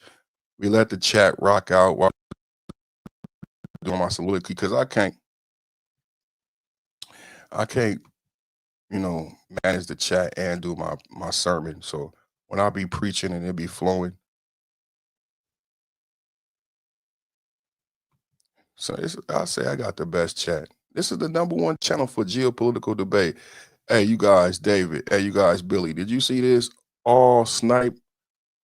The more countries that leave OPEC, the more unmanipulated pricing there will be. Man, I got the best chat, man. I love you guys, man. I do. I got the best chat.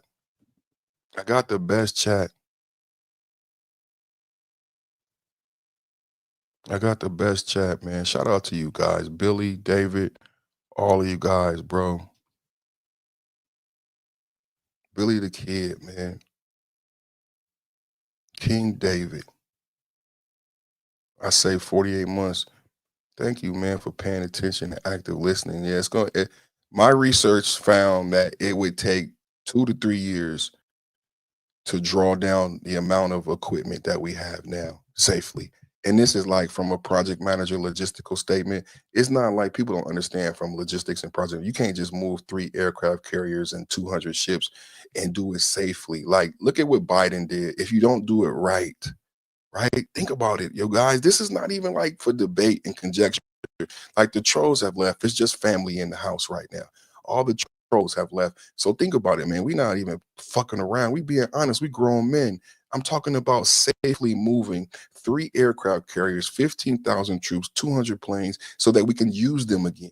So that we can use. Biden left shit behind.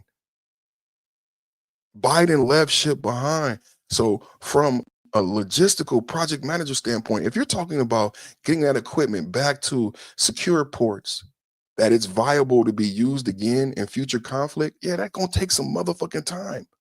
Who has a boat? Who has a plane? You know what the most fucked up part about having a boat, having a plane, getting a hangar, getting a dock? In California, there are no docks. You might make a little money in your crypto or something. I want to buy a boat. I want to buy a Cessna. Where you going to put it? Where you going to put it? Where do these aircraft carriers go? Like y'all don't understand the logistics of this shit and things that big. We're going to move USS Abraham. Where you going to move it? We don't got no room for it right now. You motherfuckers took it to Iran. We can't take that motherfucker here. Where you going to put it in Hawaii? Where you going to put it in Japan? You just can't park that motherfucker on motherfucking 14th Street.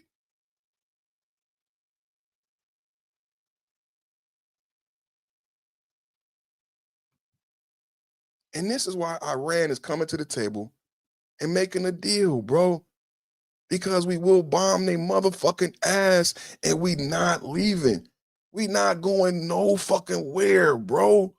We not going no, we not risking no troops. We not risking no airplanes. We not risking no aircraft carriers. We not fucking leaving. If anybody say anything, we blowing shit the fuck up because we will protect this house. You guys don't fucking understand. Don't be so fucking stupid. We are not going to lose an aircraft carrier. If anybody try anything in the region, we killing every fucking thing. It's a nuclear bomb. We blowing everything the fuck up. We will not lose an aircraft carrier.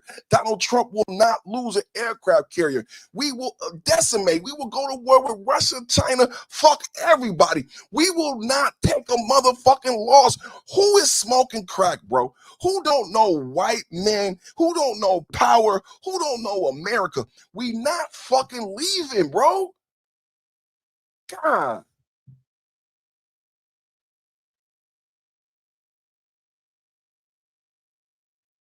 Oh, let me get David.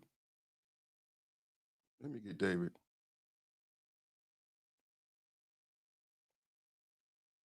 Ain't nobody. Shout out to the chat. Shout out to the chat. Somebody was saying the USS Ford headed home today. All ships returned to the original U.S. port. I doubt it. That's not how I go. That's not how I go. And nobody headed home today. Why the fuck would you say somebody headed home today?